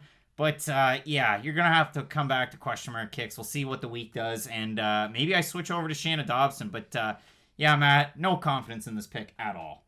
I think Casey O'Neal's got this one in the bag. I gotta be honest. Shana Dobson has not shown me any positives throughout her UFC career up to this point. Make whatever reactions you want, Craig. She had a really nice win in her last one. But again, you beat a fighter who gave up. You didn't go out there and you beat that fighter. That fighter got tired and got into a position they couldn't get out of. I like O'Neal. I think she'll be able to out-wrestle herself in this one. Dobson can win this fight by decision. I just don't see it happening. Dobson winning by decision, a definite possibility, but we're ever so slightly going with this. What was it? The Scottish Australian. We're going with the Scozzy and Casey O'Neal. Really looking forward to this card, Matt. Lots of great fights, including our main event between Derrick Lewis and Curtis Blaydes. Keep locked in with Fight Night Picks, Matt, as we always say. Let's get into it.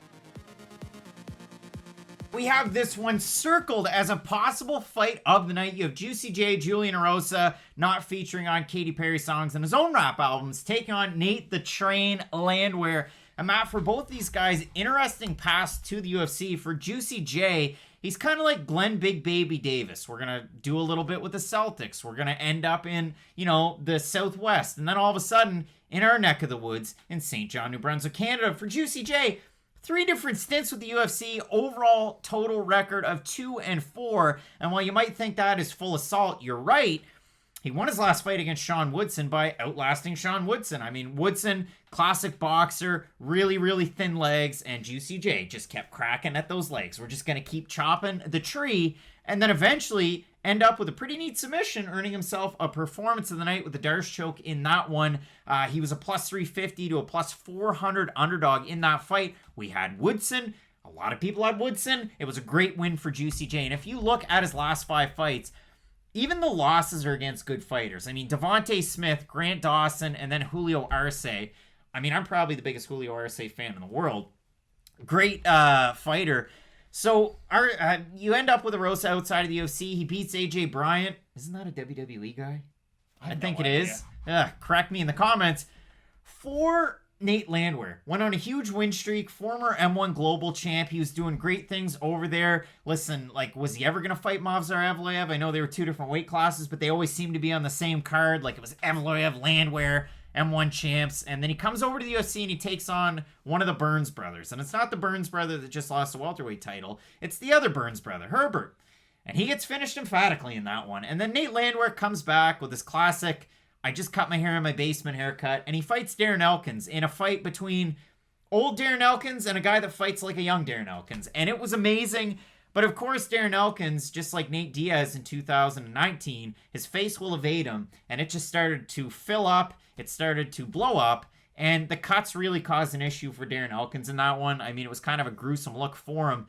But Elkins stayed in that fight. Like, even into the third round, he was going at it with Nate Landwehr. Landwehr's a showy guy. I mean, he's like Patrick Roy when he wanted to leave Montreal. Like, he'll put his hands way up in the air, like, trade me. He'll kind of put his hands behind his back. Like, he'll do a lot of herky-jerky weird stuff, which could definitely get him in trouble against a lot of different strikers. Matt, we love this fight. Why do you love this fight? This is a really fun fight because you know Nate Landwehr is going to bring the fight to Julian Erosa. And for Erosa, listen, the one problem that he does have, and yes, he's only lost 2 fairly good fighters, he doesn't deal with range very well. He is one of those guys, listen, he's 6'1", but he weighs 145 pounds. It is absolutely absurd how he weighs in at 145. And he does have sort of that Max Holloway kind of body type. The difference is he doesn't deal with those pressure fighters all that well. He can get pinned up against the cage. He does have a certain strength disadvantage in this weight class. And against a guy like Nate Landwehr, we do talk about the excitement that his fights bring.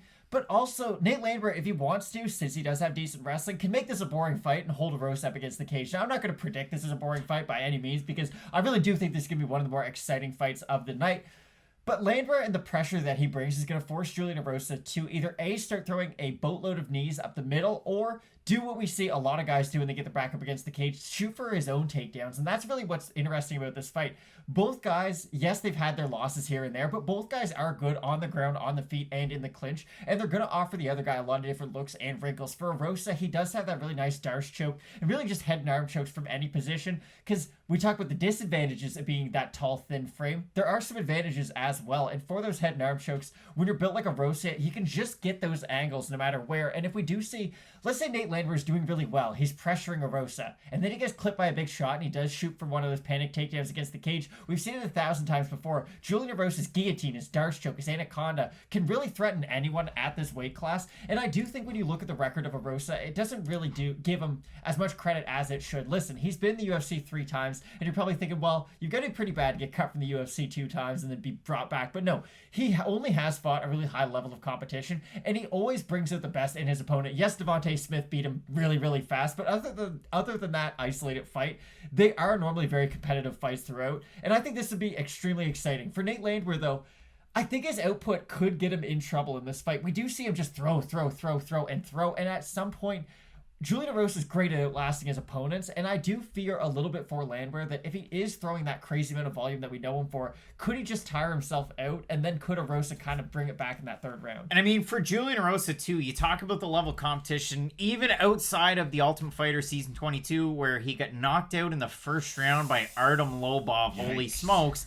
You were fighting decent level of competition. I know even on that season, a win over Jason Soares, who the UFC did not want to sign in that episode of Looking for a Fight, where he had Rafael Alves, that's earlier on this card. He had a win over Mehdi Baghdad, you know, All-Stars MMA's own, and a win over Abner Lavares by split decision. But you look at it after that, a win over Marcin Rotzek in the finale, former KSW champ at 45. He lost to Teruto Ishihara, a little bit late in Ishihara's career, if you ask me. But lost to Teruto, that'll happen. I guess at the time, 7-2-2. Win over Austin Springer, that you know and love. I mean, he fought on Contender Series in the UFC, lost to Paddy Pimblett, and the story goes on. He punched his second ticket to the UFC with a win over Jamall Emmers on Contender Series.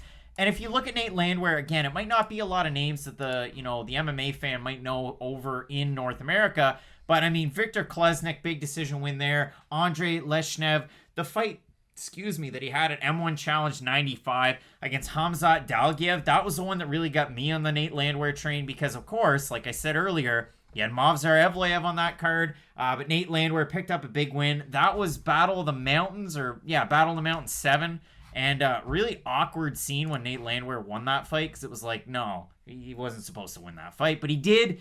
You look at the losses, I mean, listen, it's regional scene losses 5 years ago plus. So Nate Landwehr, he's won good fights. He's a pressure fighter. He has good wrestling in his back pocket. For Juicy J, good leg kicks, good striking. He has at times left his hands low, and he's made himself susceptible to power shots, and so you could definitely see a path to victory for Nate Landwehr that way. We did see it from Juicy J the last time out against Sean Woodson. He did tend to keep his hands up a little bit higher, and you usually see fighters when they tire, the hands start to come down a little bit, but Julian Erosa kept him up.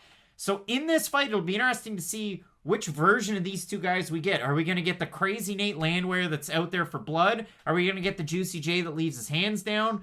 It's an interesting one. So if we have a look at the odds, Matt, again, Julian Erosa opened a plus 131. He's now at a minus 115. Nate Landwehr opened a minus 159 on best fight odds. Now at a minus 108. So the odds have reversed themselves. Over on Topology, you have a pretty decent sample size so far. 778 total votes. 75% Landwehr. 52% by decision. 41% by knockout. So the odds are telling a different story. People are putting their money on Julian Erosa. The fans, on the other hand, are voting with Nate Landwehr. What do you think about that? So I'm going to side with the former betting favorite and the current fan favorite, if you will, in Nate Landwehr. Again, I do like the wrestling from Landwehr, and I do think he's at least well-versed enough on the ground to not get caught by anything from Julian Erosa. And for Landwehr, too, we talked about the hands of Erosa. The one thing he is guilty of, when he does think a takedown attempt's coming, he will drop his hands looking for a submission. And if Landwehr does, if he will be able to do kind of that classic Chad Mendes, fake the takedown, come up high for a big shot. Not that Landwehr has insane amounts of power and he's going to put Erosa down with one big shot, but just something to look out for as the fight does progress. I like Landwehr in this fight, but I will admit this is an absolute toss-up. It's really weird how Nate Landwehr beat Darren Elkins. That seems like only yesterday he was a top-ranked fighter. You beat Darren Elkins, and then you fight Julian Erosa. To me, it's almost going backwards. And for Erosa, he picked up that big win over Sean Woodson his last time out. Nate Landwehr, probably the perfect opponent, I would think. I mean, really, it's not too much of a stretch. You were a big underdog, almost like Shana Dobson, where she had the win over Agapova. And now you get a debuting fighter in Casey O'Neill. For Juicy J, he's been around the block. He gets this fight with Nate Landwehr.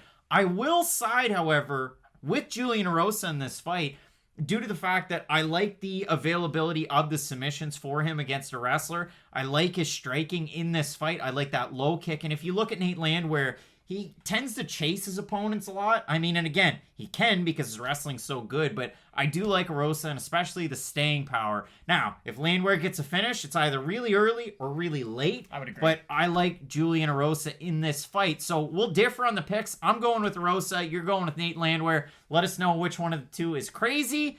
I'm sure if you're Topology voter, I can already guess. But yeah, let us know what you're thinking about this fight. It should be a great one. And we got a great card coming up, of course, on your main card. Your co-main event, Ketlin Vieira taking on Yana Kunitskaya. And in your main event, Curtis Blaydes taking on Derrick Lewis. Keep it locked in with Fight Night Picks, Matt, as we always say. Let's get into it. Really interesting fight at bantamweight. We have the former WEC champ. He was an interim champ challenger, I guess you'd say, in the UFC. In Eddie Wineland, the guy loves his mustache, and so do I, taking on Sexy Maxi, John Castaneda, a guy who came into the UFC on relative short notice. He was taking on Nathaniel Wood. Unfortunately for John Castaneda, unable to get the win there. And really, if you look at his last 5 fights, maybe a little bit of a surprise that he ended up in the UFC. He had a 2-fight losing streak. He ended up winning one over with Combate. Took some time off, had the win over, like I said, Marcelo Rojo, the red guy. Arm triangle choke win there. Takes the time off, fights Nathaniel Wood, and it didn't go his way. And if you've watched John Castaneda fights, I know I was really excited for his fight against Nathaniel Wood. It was the fact that Castaneda, nice southpaw, throws pretty decent with his hands, and that's the thing. Like, doesn't have crazy volume. He has all right power. Like, technically, he's sound. Throws a nice low kick. He has all right wrestling. He can get himself into some trouble when he goes for his takedowns. He can get a little sloppy with it.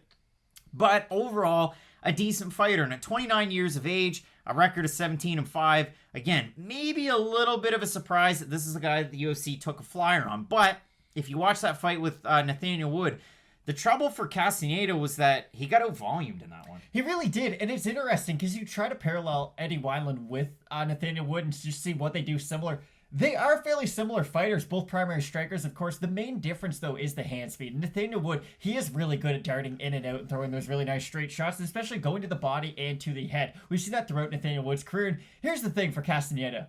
Your first fight was against Nathaniel Wood in the UFC. If you lose to him, there is zero shame in that whatsoever. Nathaniel Wood, I know his nickname is the Prospect or the Future, and he hasn't really seemed to live up to that nickname. but he's still one of the better fighters at 135 and a really, really tough out. So losing to Nathaniel Wood in your UFC debut, there is no shame in that. And that fight was a lot closer than I had really assumed because, again, maybe I'm higher on Nathaniel Wood than most people are, I will admit. But to be able to go all 3 rounds and still have a fairly good account of yourself means something. To me, John Castaneda's fight against Nathaniel Wood, and this is where I'll draw the parallel. Last week, when we were talking about Gabe Green's fight with Daniel Rodriguez, Gabe Green lost 30-27 on all the judges' scorecards. John Castaneda lost 30-27 on all the judges' scorecards, but he gave a decent account of himself. Like, again, southpaw striker, decent volume, but not as much volume as Wood. Same as Gabe Green when he took on Rodriguez, not enough volume. So you have a fighter in John Castaneda, like I said, only 29 years old, taking on the 36-year-old, he's halfway to 37, Eddie Wineland. And the last time we saw him out,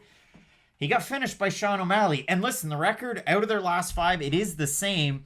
I look at the win that Eddie Wineland had against Grigory Popov. Now, full transparency, we always talk about, well, when a fighter comes over from WLF wars in Southeast Asia, they're either really good or really bad. Buyer and listen, beware. That's a way too much of a generalization, but here's where it comes into effect. You look at Sumaderji, and you look at the way that, he lost some fights, and he came into the UFC off a loss, and then he fights Louis Smoke, and he loses, and it's like, oh, okay, there's a lot of salt in that organization. And then he starts winning fights, and you're like, oh, okay, Sumaderji's a really good fighter. Well, Eddie Wineland fought Grigory Popov, who was a WLF guy making his UFC debut at 35, and you went, okay, well, what was Grigory's last win? Like, what was it like? Well, he beat a guy that was 2-2. Ooh, okay, well, maybe he's not that good. Listen, Grigory Popov stood in the pocket and traded with Eddie Wineland, and he kept throwing kicks, and then his face got bloody, and then his face started to blow up, and then Eddie Wineland just went full sicko mode and finished him in that fight. And he looked great. His combinations were great. His hands were low, as most Eddie Wineland fights are, and he looked like a smaller Cowboy Cerrone. So overall, I like the striking out of both of these guys, and if they decide that, forget about the ground game, this should be a great fight. Oh, 100%. And you say Cowboy Cerrone for Eddie Wineland. Joe Rogan likes to say that, Eddie Wineland, if you just saw a silhouette of him, you'd know who it was because he fights so unique. I gotta be honest, I think Eddie Wineland fights almost identical to Cub Swanson, especially in the way that he strikes. He does have that kind of old-timey hand placement where he does have his hand down by his hips, and he will put everything behind his shot, knowing that it will put him out of position, just trying to go for the knockout blow. And for Eddie Wineland, too, he is very boxing heavy, although he will throw some kind of side kicks and whatnot to the leg. He does have a decent oblique kick. He is hittable, and that's the weird thing about Wineland. He's like Matt Brown at this stage in his career, and I have to be completely honest. Eddie Wineland is like my bantamweight Matt Brown. I love Eddie Wineland. I'm always excited for one of his fights. Win, lose, or draw, you're always going to get something extremely exciting out of an Eddie Wineland fight, and I just remember him from fighting like Henan Barrow way back in the day as the co-main event to Jones Gustafsson, but Wineland is going to get hit in this fight, and he's going to hit Castaneda, and that really comes down. That's the big question I need to get answered in this fight. Who has the better chin? Because I know both guys are going to get cracked, and I know both guys are going to land as well. So for me, it comes down to who can be a little bit more elusive and who can also land their shots cleaner. So I really do think this fight's one of those, whoever's moving forward is going to be winning. And for me, I think Castaneda's kicks are going to give Wineland trouble. I do think that wide stance of Wineland. Listen, eventually, Wineland's going to get in one of those fights, and we haven't seen it yet, but you're going to see the old guy get just dominated by calf kicks. And we kind of saw that with Conor versus Poirier. I doubt we're going to see it in this fight, but we are going to see it one day, just Eddie Wineland get destroyed by calf kicks. I don't know if this is going to be that fight, but it is something that's probably on the near horizon that you should probably be looking out for. Now, if you go back and watch Eddie Wineland's fight that he had, the win over Grigory Popov, at the end of it, he kind of said, well, I'm in the best shape I've been in. I'm 10 years older, like I'm 25. And he did, he looked really good in that fight. And you look at the two losses before, John Dodson and Alejandro Perez. And I don't care, ranked fighters at the time. Yeah, I mean, Perez, we haven't seen him in forever, really. And John Dodson, again, some of the fastest hands at 135. He's a magician for a reason. The loss to Sean O'Malley, pretty tough one. It was quick, but it was tough. He just kind of walked in and see you later. Anyone can get knocked out in the first minute of a fight, though, and that's just the truth. And for Castaneda, again, he had a fairly competitive fight against Nathaniel Wood. I know he lost it, so let's look at the Topology votes, Matt. 783 total votes, 72% going with Wineland, 71% by decision, the 28% that have Castaneda, 69% by decision. If we look at the odds, Eddie Wineland opened a -150 favorite, now at a +100. For John Castaneda, opened a +130, now at a -125. Castaneda, the third biggest mover on the card at 38%. So The gamblers, again, disagreeing with the voters, which is always an interesting thing to see. What's your final take on this one? So I've been going back and forth on this one. And again, the matchmaking on this card has been pretty good. There are a lot of really close fights. I like Castaneda in this one. I was siding with Wineland a lot, but again, the kicks I do think will give Wineland a little bit of issue. And the last time I saw Wineland out, again, he did get finished quite brutally in the first round. And I did see a bite on a lot of feints from O'Malley. Now, Sean O'Malley, just as a pure striker, other than his ankle health, I guess, is a phenomenal pure striker. It's not that Castaneda is going to be able to hit with the same accuracy or even the same power on his shots. It's just, I think the holes are there from Wineland. I do think he will give you openings, especially in some of the striking exchanges. I'm going to pick Castaneda, although I will admit, if Eddie Wineland won by first round knockout, I wouldn't be surprised at all. That's the thing. I mean, John Castaneda, and it's not just the 2 losses there, but a little bit of a surprise to end up in the UFC, especially a guy that's 29 years old, and you look at his fifth to last fight 3 years and 3 months ago. So not the most active fighter. He had a long layoff, between a lot of his fights, but especially the Rojo fight, and then the Wood fight. Maybe he's holding out for a UFC contract. He ended up with it, but not the greatest record. Again, if he's active and if he can throw a little bit more volume, I think he could not really overwhelm Wineland, but if he starts mixing in that calf kick, he throws in that, southpaw stance. Really, these guys fight somewhat similar to each other. Again, for Wineland, his hands are down a lot lower than Castaneda's. But for Wineland, he's moving forward with power. For Castaneda, he can move nice laterally side to side. I like the technique over the power in this one. So that's why I'm going with John Castaneda, Matt. We're both going with Minnesota's own, eh? But they're not Canadian. We're going with John Castaneda to get the win. I'm really looking forward to this card, Matt. We have a lot of great prospects. You got Casey O'Neill making her debut. You got a lot of fighters, too, making their second time out. I know another debutante would be Vanderaa. So really looking forward to this card. Keep it locked in with Fight Night Picks, Matt, as we always say. Let's get into it. Really interesting fight at lightweight, and this is one of those ones that gets me up in the morning. We were originally supposed to be having Drakkar Klose taking on Jai Herbert. Unfortunately, Herbert out of the fight.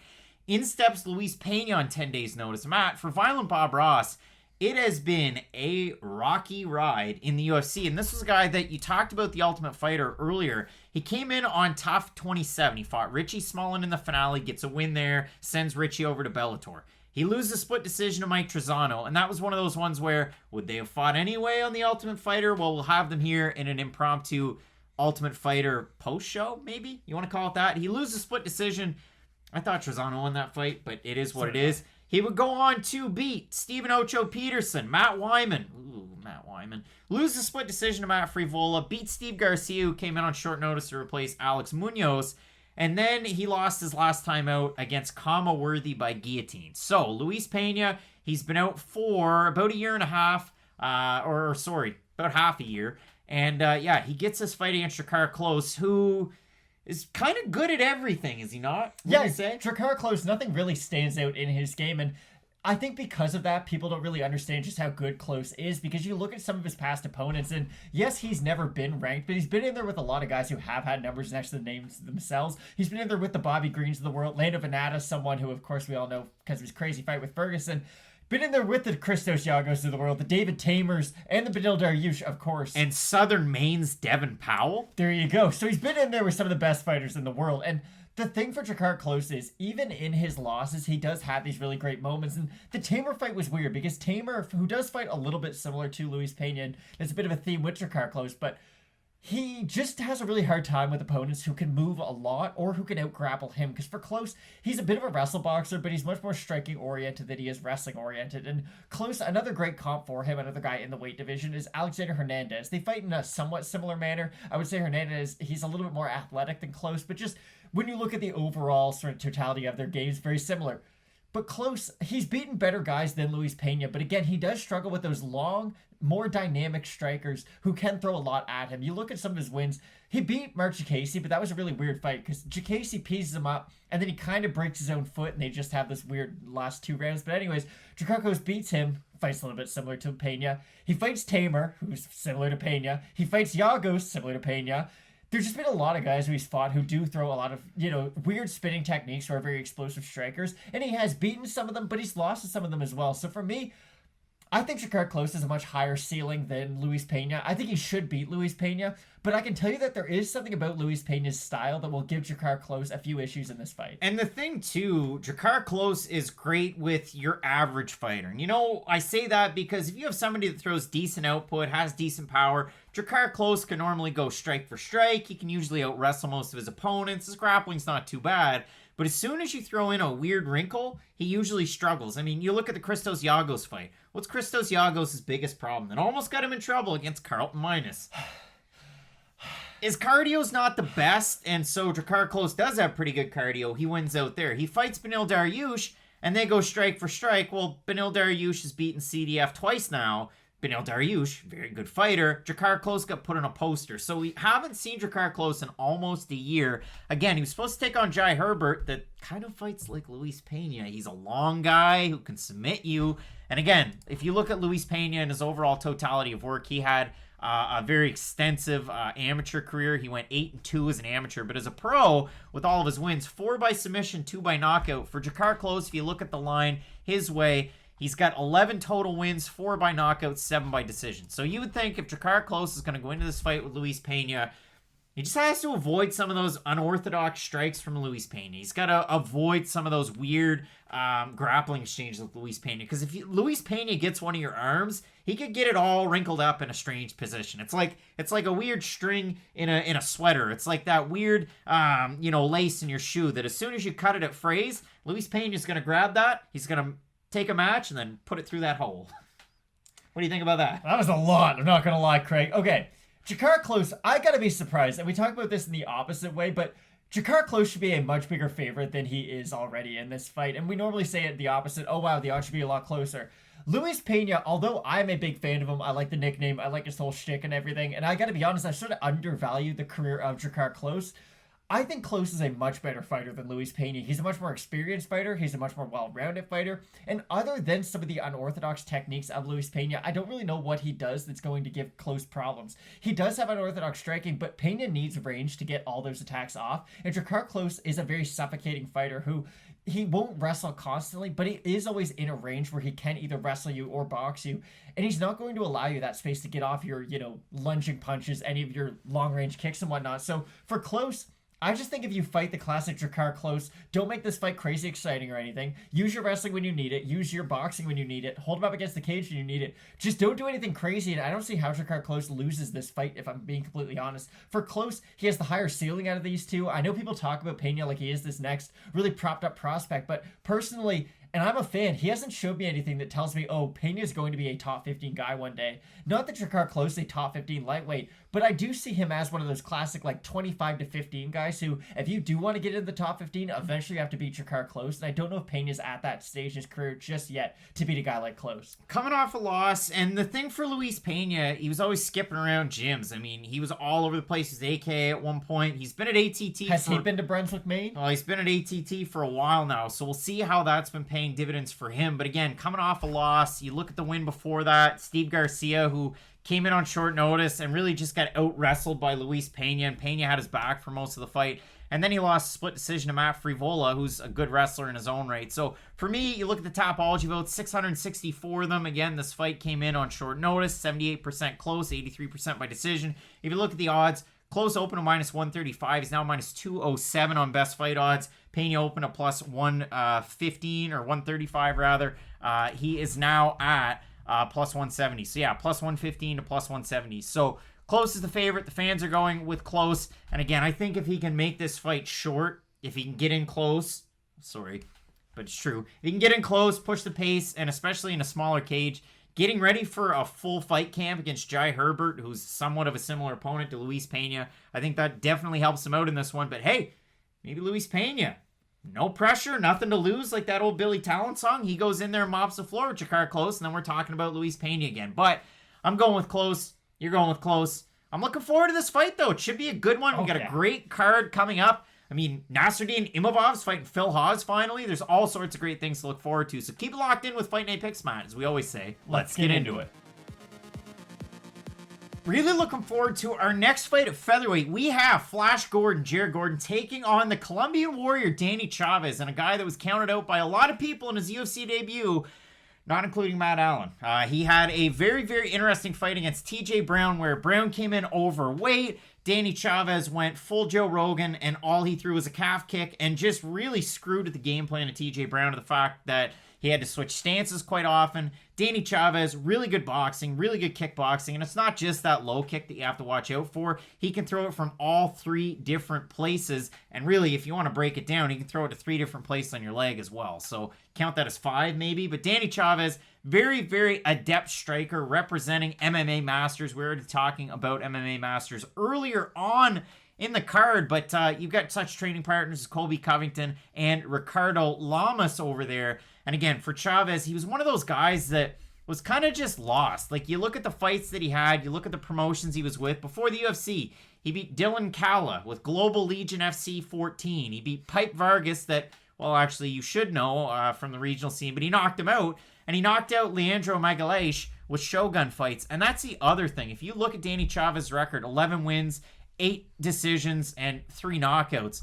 The 3 knockouts were the 3 coming into the UFC. So he really flipped the switch from 2018 to 2020, really put it on a lot of guys. And he was a guy that didn't fight all that often up until about 2018. And then you saw a progression to where, man, this guy looks like something special. But even before that, he was taking on names like Jordan Parsons that unfortunately passed away, but with Bellator, a guy that ended up fighting with Bellator. John DeJesus, that's on a lot of big-time fighters' posters. So good for Danny Chavez. Very good striker. Very, very good calf kicks. And I mean, listen, I know Chris Gutierrez is really the calf kick king, but Danny Chavez, with a few more fights like we've seen, could end up with that moniker. He's taken on Jared Gordon that now trains out of Sanford MMA. We've seen him with Renzo Gracie's. We've seen him with, Rufus Sport. We've really seen Jared Gordon all over the place training in the past. But you look at the fights that he's had in the UFC. He was with CFFC, beat Bill Algeo.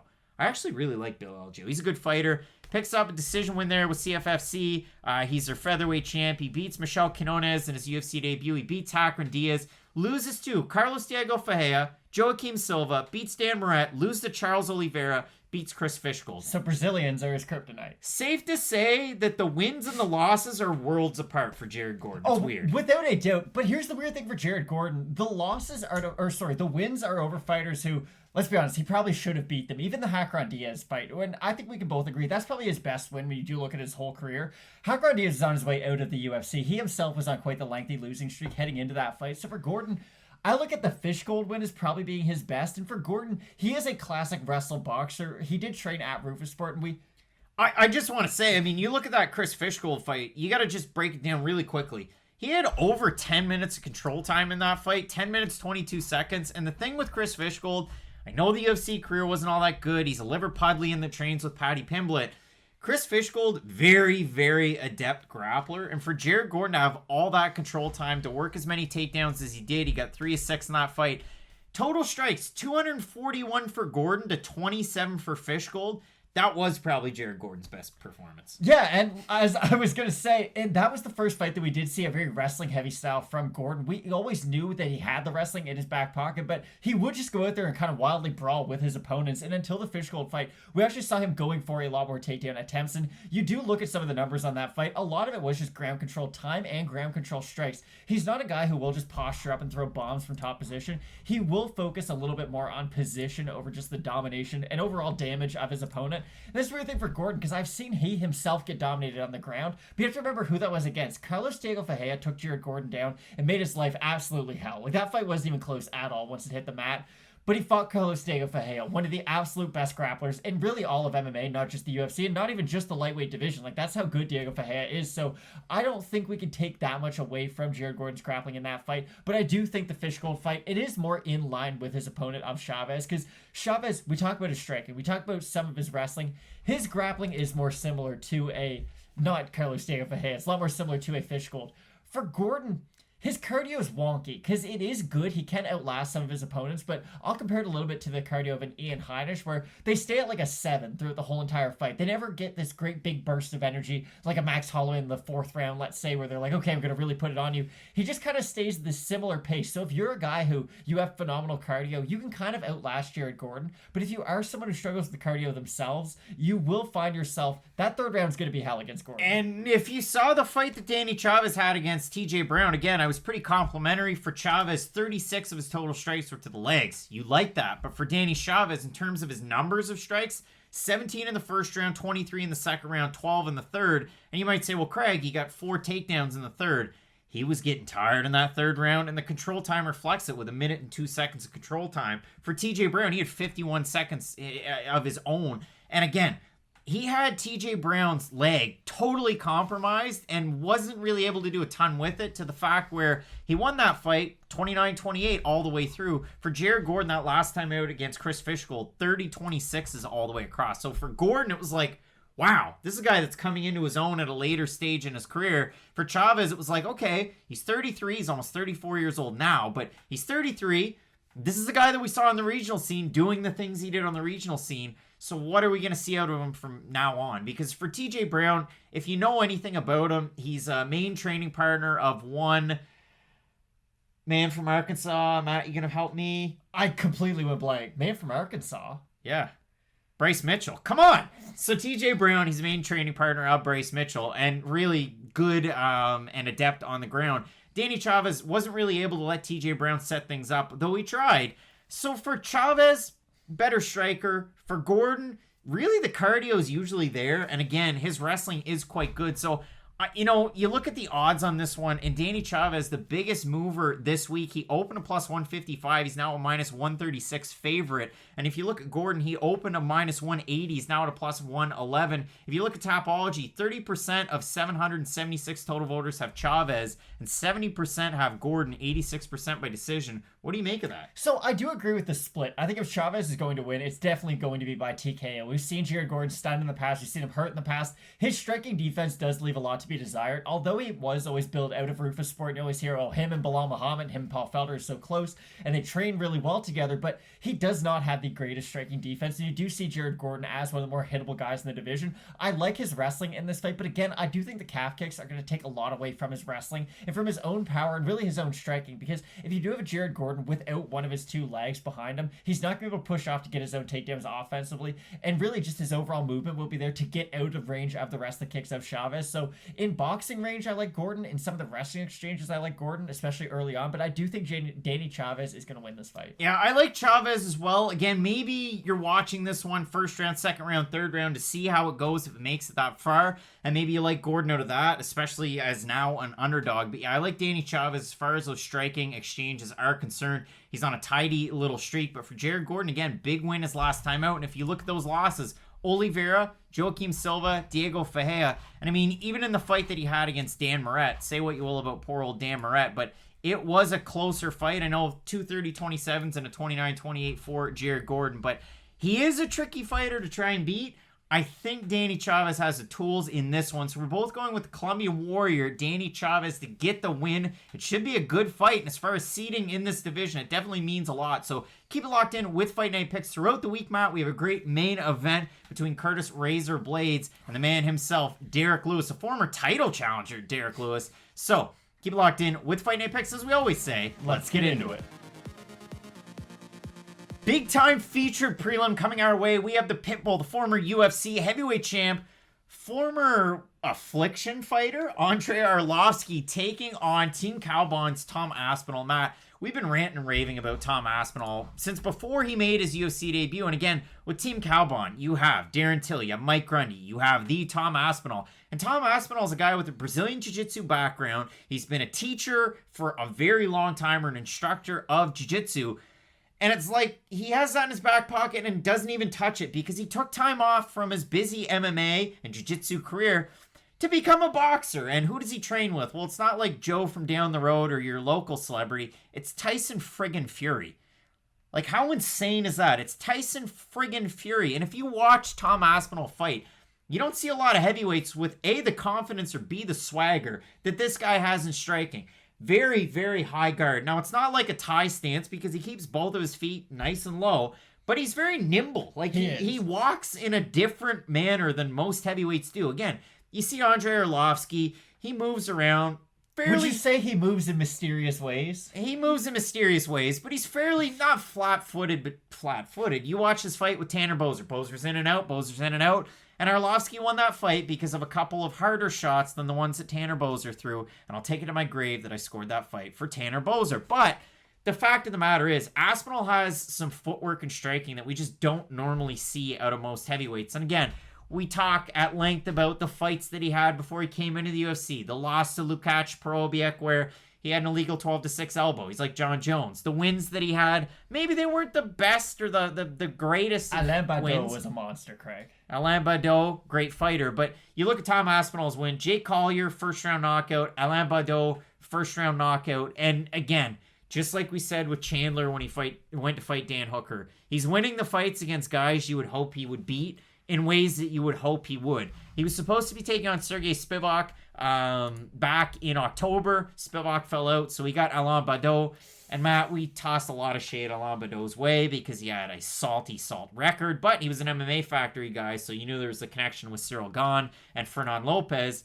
So in this one, you have Tom Aspinall, great boxer, taking on career resurgent, great boxer, and Andrei Arlovski, a guy who's gotten more technical with age. We've seen a guy representing American Top Team, and that's going to be a story. From here on out, it's like almost an American Top Team fighter in every single fight. So for Arlovski, his last 2 wins, his 2020 was great. He beat Felipe Lins, the former PFL millionaire, and then he beat Tanner Boser. So you look at that fight, Arlovski was a pretty big underdog at about plus 305.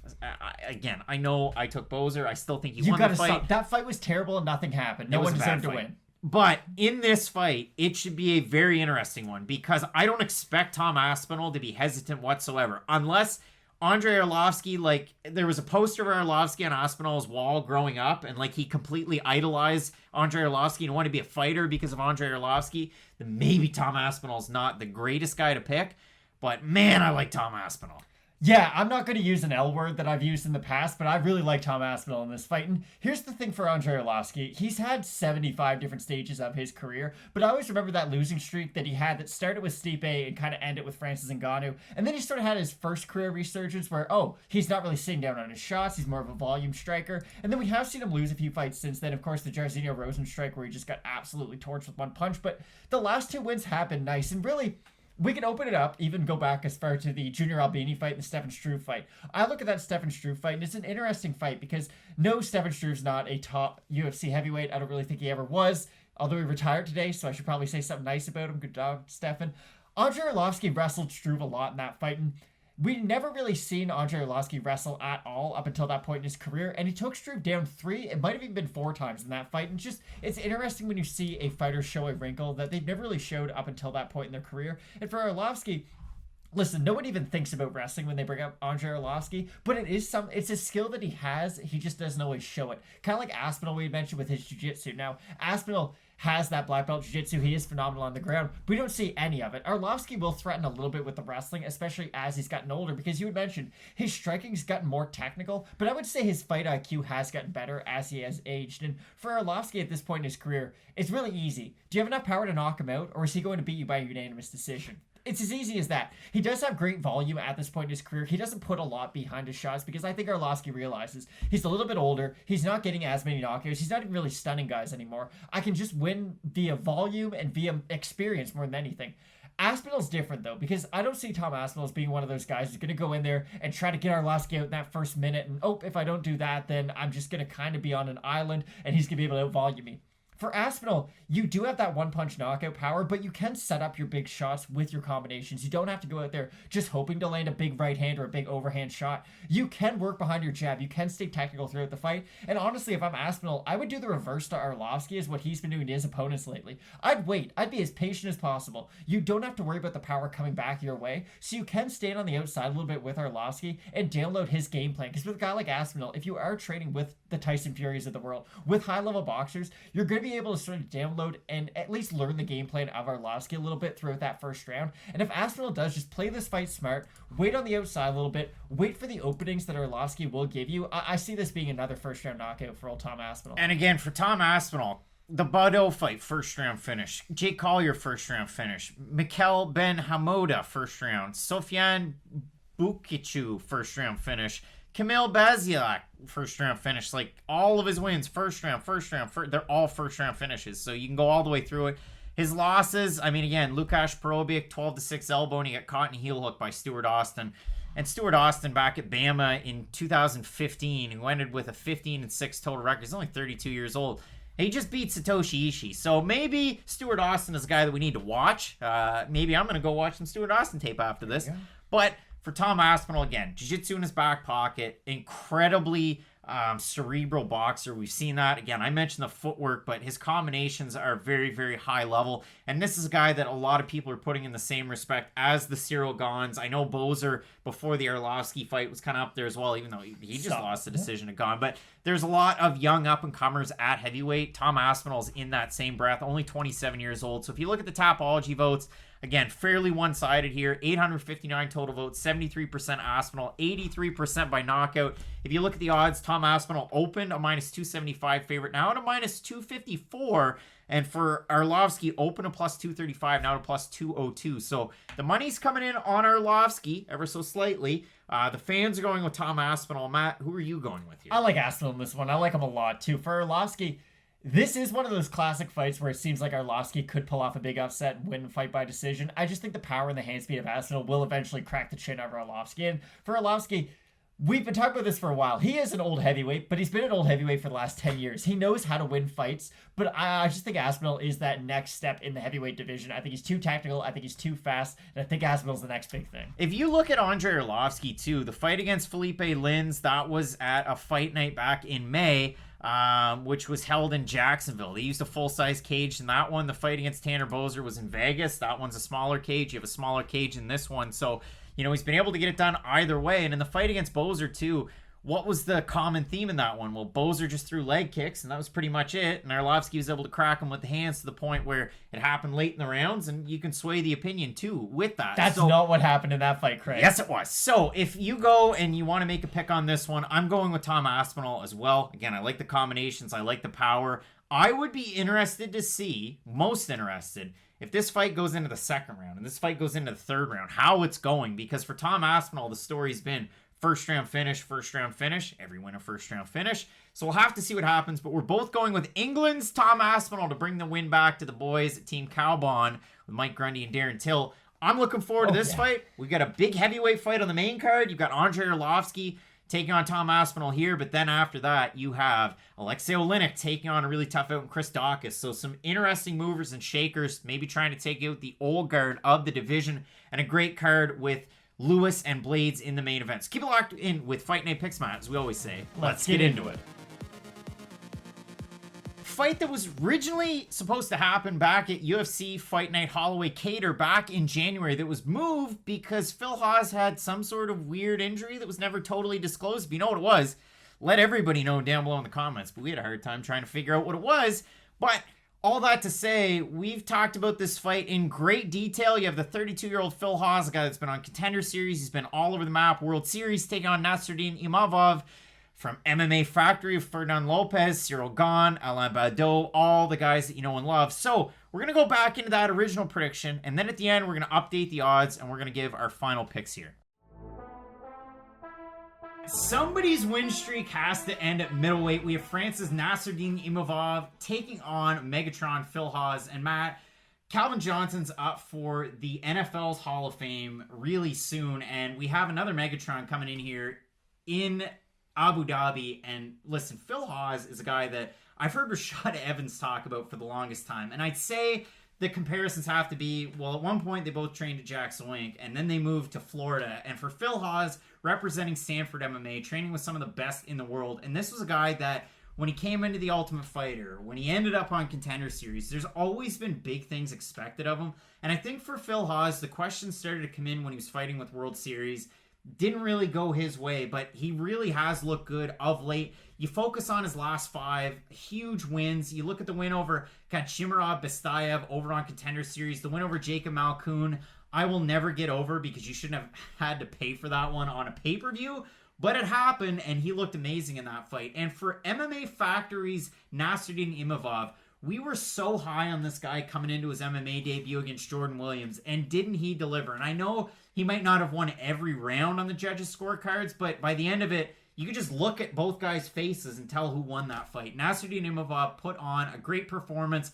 There's a lot of comparisons, and even mid-fight, I believe it was Dan Hardy made the comparison between Nasruddin Imavov and his teammate Cyril Gane, and not just the fact that they wear the same shorts, although one of them probably a lot slimmer waist size wise, but they fight very similar. If you want to have another crack at a guy that fights somewhat similar to Nasruddin Imavov or looks like him in the stand-up, it's probably Thiago Santos, and the fact that they keep their legs quite spread apart. They're very light on their feet. They keep their hands a little low. But Nasruddin Imavov, a very good striker. If you want to see a good example of just how good his striking can be, not just that Williams fight, but the fight that he had against UFC vet Jonathan Meunier, the Canadian, over with Aries at Aries 1. It's a good example of just exactly what Nasruddin Imavov can do. And maybe he doesn't have the best power, but his volume's there. His grappling's there. He's very good in the clinch. And when he's on the ground, he's not just a fish out of water.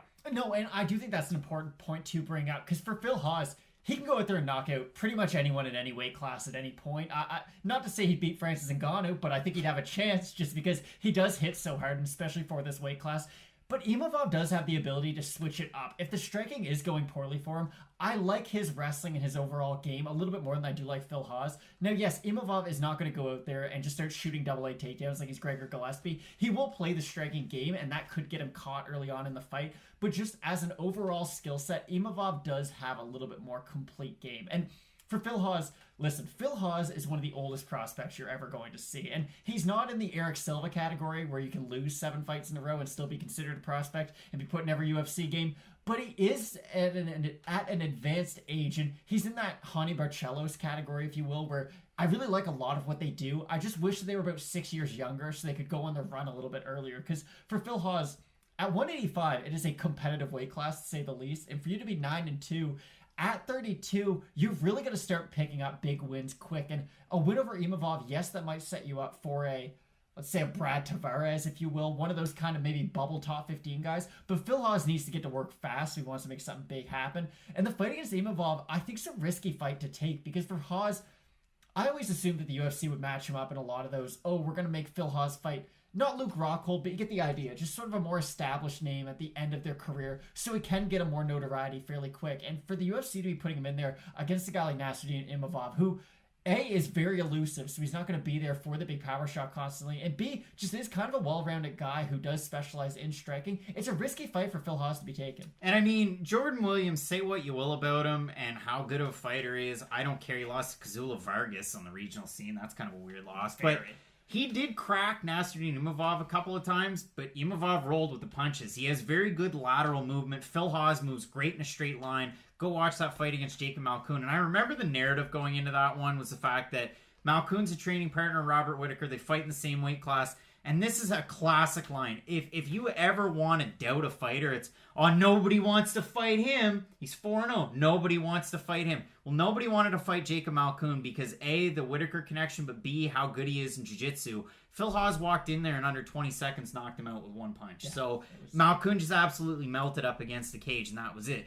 Phil Haas is a decent-sized favorite in this one. He's a -162, open to -181, so the money's coming in on Imavov, who opened a +159. He's a +135 over on Best Fight Odds. If you have a look over on Topology, 854 total votes, 77% Haas, 83% have him to win by knockout. And now I have to dispel one thing that you said, Matt, and I'm not going to harp on it. I'm not going to get upset.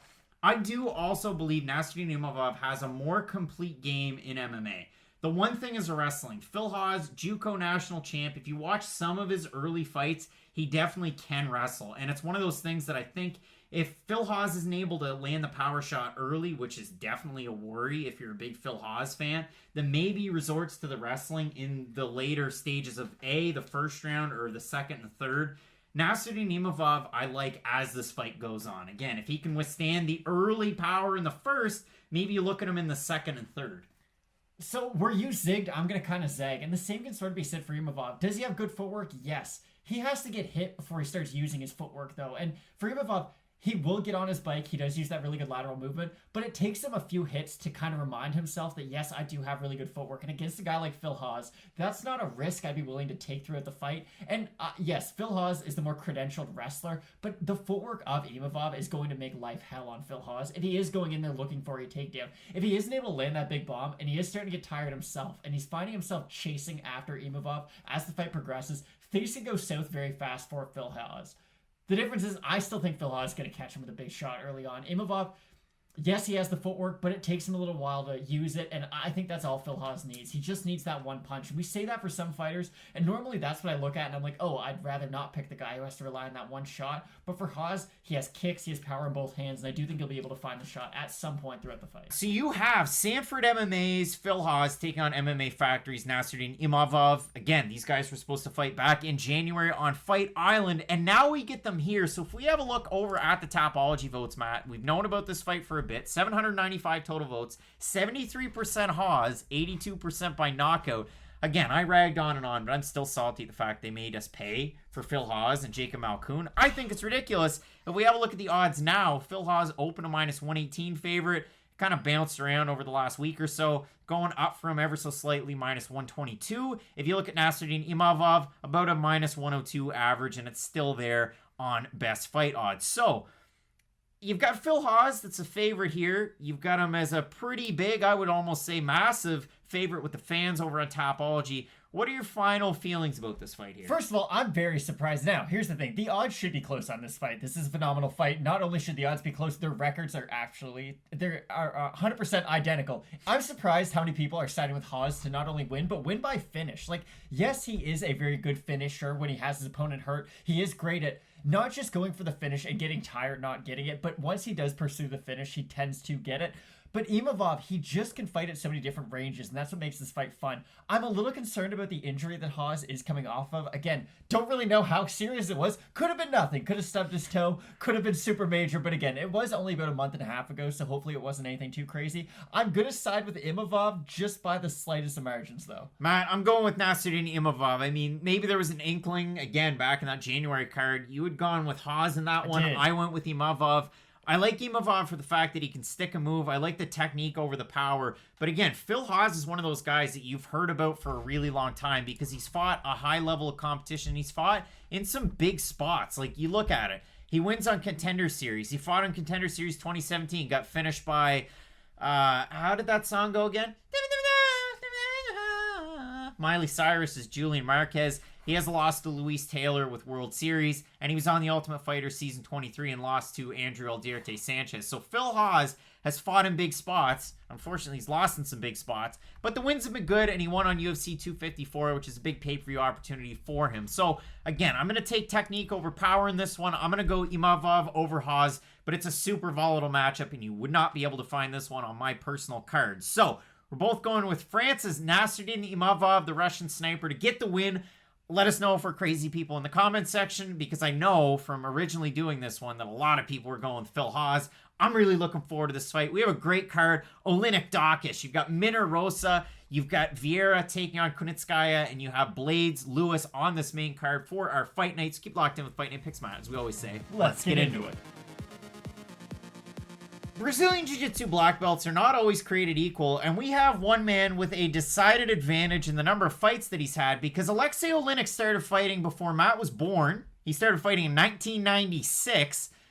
I mean, that's kind of between you and I, really, 94, 98. And he has 61 more pro fights than Chris Daukaus coming into this one.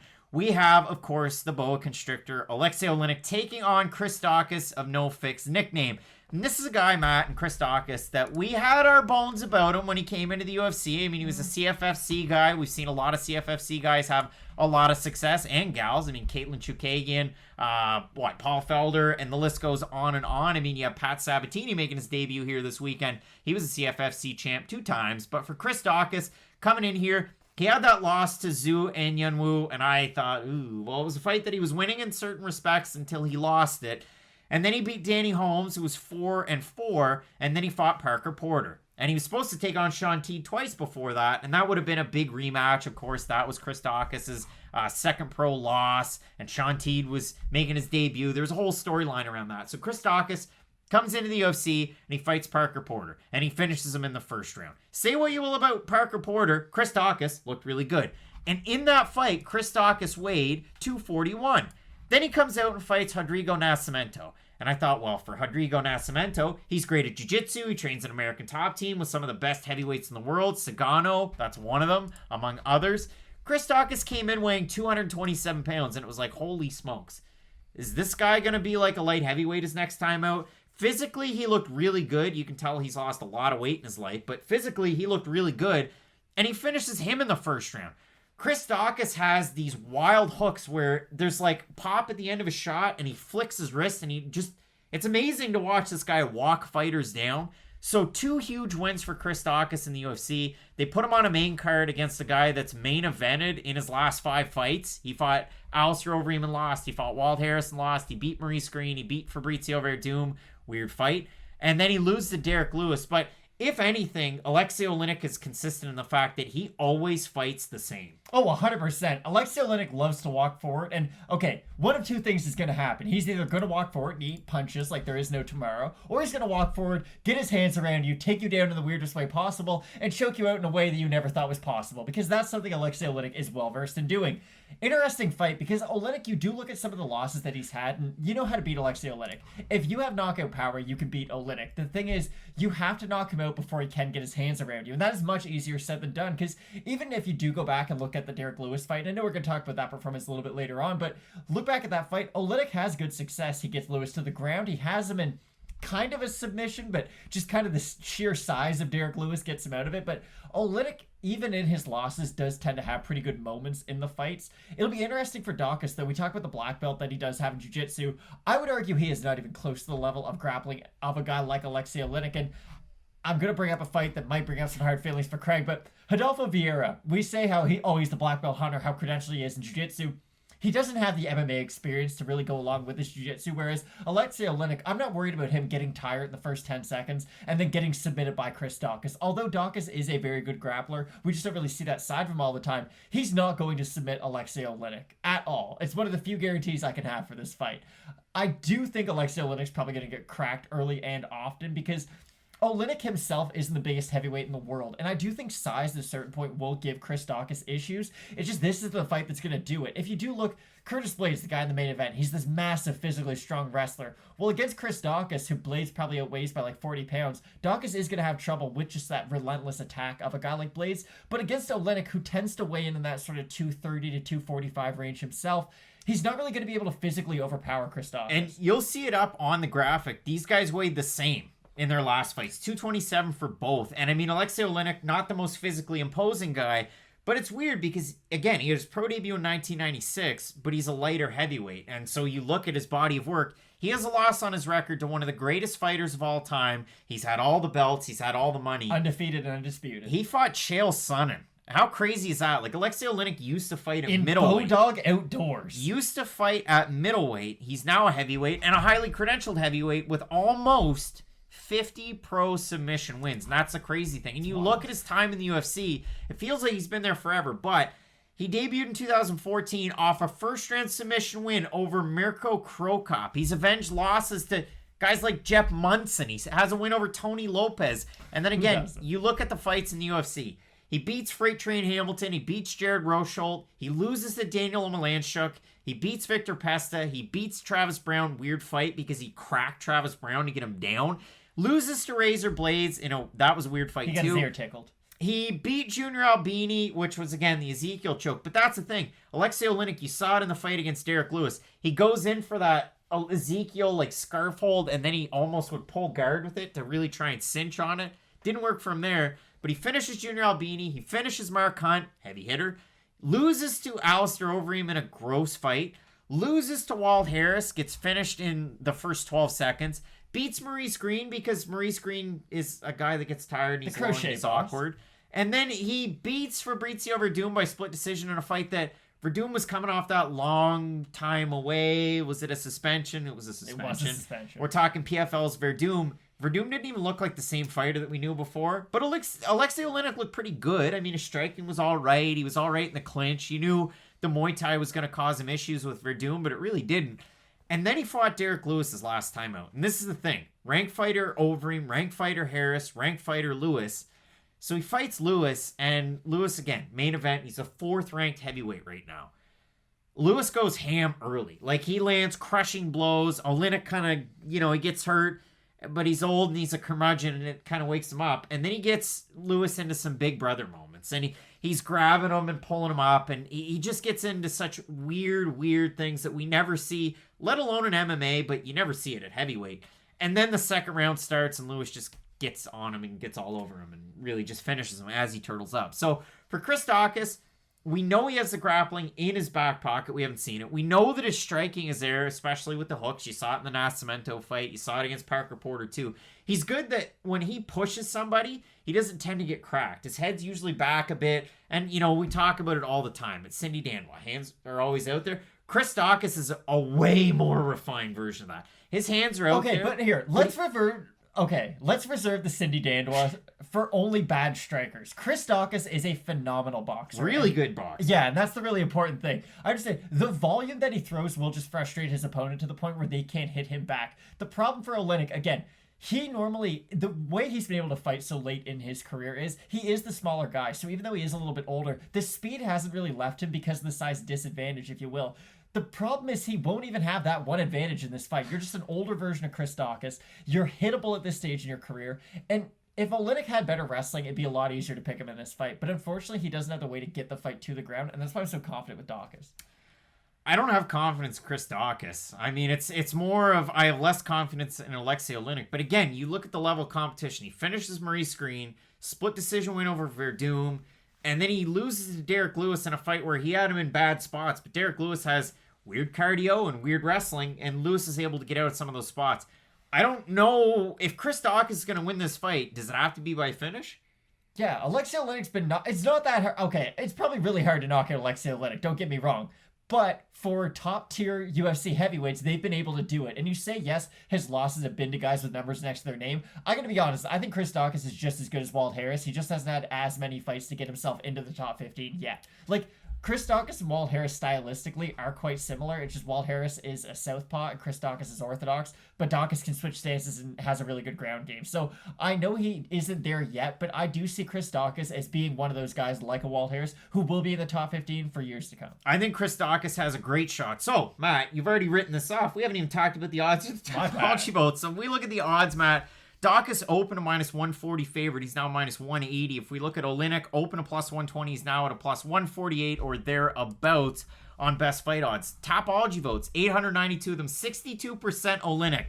And this is where it gets hairy. 82% of those voters think Oleinik's going to win by submission. The 38% of voters that pick Daukaus to win, 87% by knockout. So, by definition, you would think there's going to be a finish in this one. So I'd want to see what the over-under is in this. I wouldn't go with just straight Daukaus or straight Oleinik. I'd want to see the props. And again, normally you get those further on during the week, not just on a Monday. If we have a look here right now, Matt, we do have some. So let's have a look. Fight goes the distance, minus 505 that it doesn't go the distance, plus 335. So again, the sites get it. There's probably going to be a finish in this one.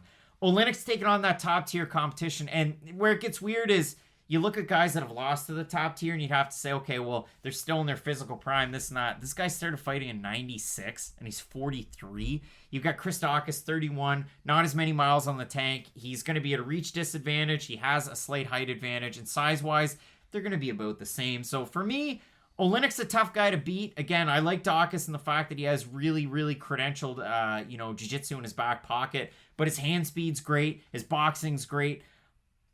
Aleksei Oleinik's hard to go against, though. He is, but at this stage of his career, it's really hard to say. Okay, Oleinik has fought the upper echelon. The only upper echelon guy he's really ever beat, though, is Mark Hunt. And Mark Hunt, at that stage of his career, he was 2 fights away. That was the fight before he had that fight with...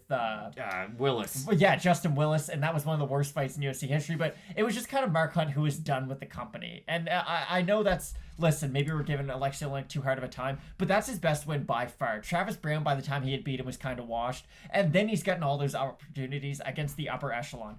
I really don't think a win over Fabricio Verdum, over the Verdum, I should say, that we saw in that fight is good enough to beat Chris Daukaus. I think Daukaus is going to win this. He's probably going to win it by stoppage. And I'm just really excited because I think that we are getting two of the top heavyweight prospects on this card. I love the fact that they are fighting not back-to-back. There is that one kind of buffer in between those two with the Phil Hosnash, the Imavov fight, but I really do think Daukaus and Aspinall are going to be two guys that we're going to see around in the top 15 for a very long time. I like Daukaus a lot, don't get me wrong, but again, I have a tough time siding with him in this fight. Oleinik, you have to think, well, we're 59 wins in. We're almost 50 pro submission wins. You have to think that that's the number that he's looking for in this one, or to continue to get closer to it. I don't think that's going to make him try harder, though, to win a fight. No, that's why he's sticking around. So I'm going to go with Aleksei Oleinik in this one. Again, the guy's tricky, and especially for Chris Daukaus, if he can walk Aleksei Oleinik down and crack him, we saw Derrick Lewis do it, the 4th-ranked UFC heavyweight. I do think Daukaus has an incredible ceiling. Again, we talked about Bozer tonight. We talked about Tom Aspinall. We talked about Cyril Gahn. I think Chris Daukaus is up in there around the movers and shakers and the guys that are going to be around for a really long time. But I slightly edge Aleksei Oleinik, and we'll see what the week has. We'll see what we're thinking on Saturday with Fight Night Picks, question mark kicks, where we offer up our final picks for this card. So don't take everything in stone. We might have a change of heart as the week goes on, but I'm really looking forward to this fight, Matt. We're disagreeing on the pick. I'm going Oleinik. You're going with Chris Daukaus, but overall, it should be a great fight. We've got a great fight card headlined by Curtis Razor Blaydes taking on the man, the myth, the legend, the Black Beast, Derrick Lewis. Keep it locked in with Fight Night Picks, Matt, as we always say. Let's get into it. We have a couple of grapplers entering this fight at featherweight between Darrick Minner and Charles Boston Strong Rosa. And I say grappler, but Charles Rosa's last time out against Kevin Aguilar, that one was at 155 pounds. He was a striker in that fight. And we've seen that out of Charles Rosa in his career. You know, he came in with this base or that base, but really when it boils down to it, he has a weird karate stance. He has decent boxing in that karate stance. He's a little heavy on his lead leg. And as always, Brazilian Jiu-Jitsu black belt in his back pocket. And he's grappled with some of the best. And you look at some of the wins that he has throughout his career. To me, the last one over Aguilar, you know, it's a good name, but the winner that he had over Manny Bermudez pulled guard, thought he was going to be able to get a submission, and out of it, Charles Rosa ended up with an armbar. And I know that sounds weird, but go back and watch that fight. It was an odd one. And an odd one, too, because Bermudez, he missed weight in that one. He didn't look all that great in that one. Like, it just wasn't a good fight for Manny Bermudez. It was a great one for Charles Rosa, who was coming off of an over 2-year layoff since he had fought Shane Burgos and lost that one by finish. He's got a win over fellow Bostonian, Kyle Bochniak. He's got a loss to Yair Rodriguez by split decision. He submitted Sean Soriano. We can go down through the list. Has a decision loss to the man, the myth, the legend, Dennis Seaver as well. But for Charles Rosa, an American top team staple, he's been with the UFC for a very long time. He's a good grappler. He's a decent striker. He gets hit. He'll give one to take one. It's pretty much Charles Rosa in a nutshell. For Darrick Minner, 30 of his 36 pro fights have had a submission in them. Now, he's been submitted and he's submitted some people. And if you look at his UFC tenure, 1-1, he beat TJ Laramie his last time out, and he was a big underdog in that fight, a plus 255 over on best fight odds. And if you look at the fight before that, he was submitted by Grant Dawson in a fight that Grant Dawson, predictably, well, he didn't weigh in where he should have. So for Darrick Minner, submits guys, gets submitted by guys. I mean, I'm looking at the fights that he's lost. He lost to Herbert Burns, Kevin Kroom, Jordan Griffin, Fernando Padilla, Chico Camus, Jesse Arnett, Canadian, by Brabo. And then you look at the wins. He beat Matt Brown, but not that Matt Brown. He beat who? Will Shutt, Justin Overton, Chuka Willis, Joey Munoz, Clay Collard, the boxer. He submitted him in the first round. Darrick Minner has really good setups to his submissions, and he has very good wrestling. And you saw that in the fight against TJ Laramie. I know that was the point that I picked out before that fight, where, again, I'm going to get some wrong, you're going to get some wrong. I had the big underdog in Darrick Minner based on the wrestling, and the inexperience of TJ Laramie was more the thing in that fight, and it ended in the first round by guillotine. But Darrick Minner, really slippery with his grappling. His striking's not the best, and his wrestling defense isn't the best, so we'll see what happens here. It's an interesting pick for a main card fight. I gotta end with that. It really is. Now, I'm gonna agree with some of the things you said on Darrick Minner. By the end, you got a little hot and heavy on how good Darrick Minner was. Let's be honest. Minner will get out wrestled by good wrestlers. Grant Dawson was easily...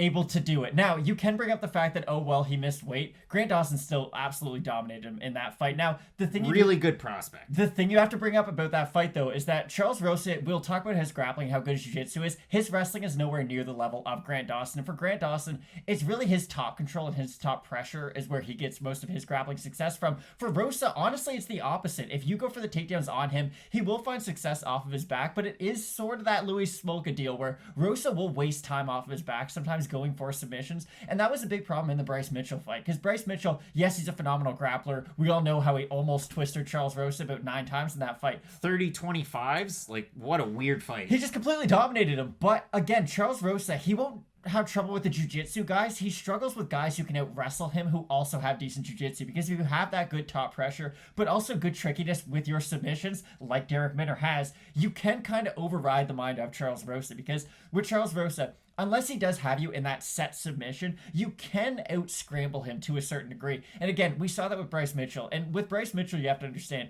scrambling and Bryce Mitchell are like scrambling and Ray Borg. It is the main point of their game. So of course, he's going to be really good at it.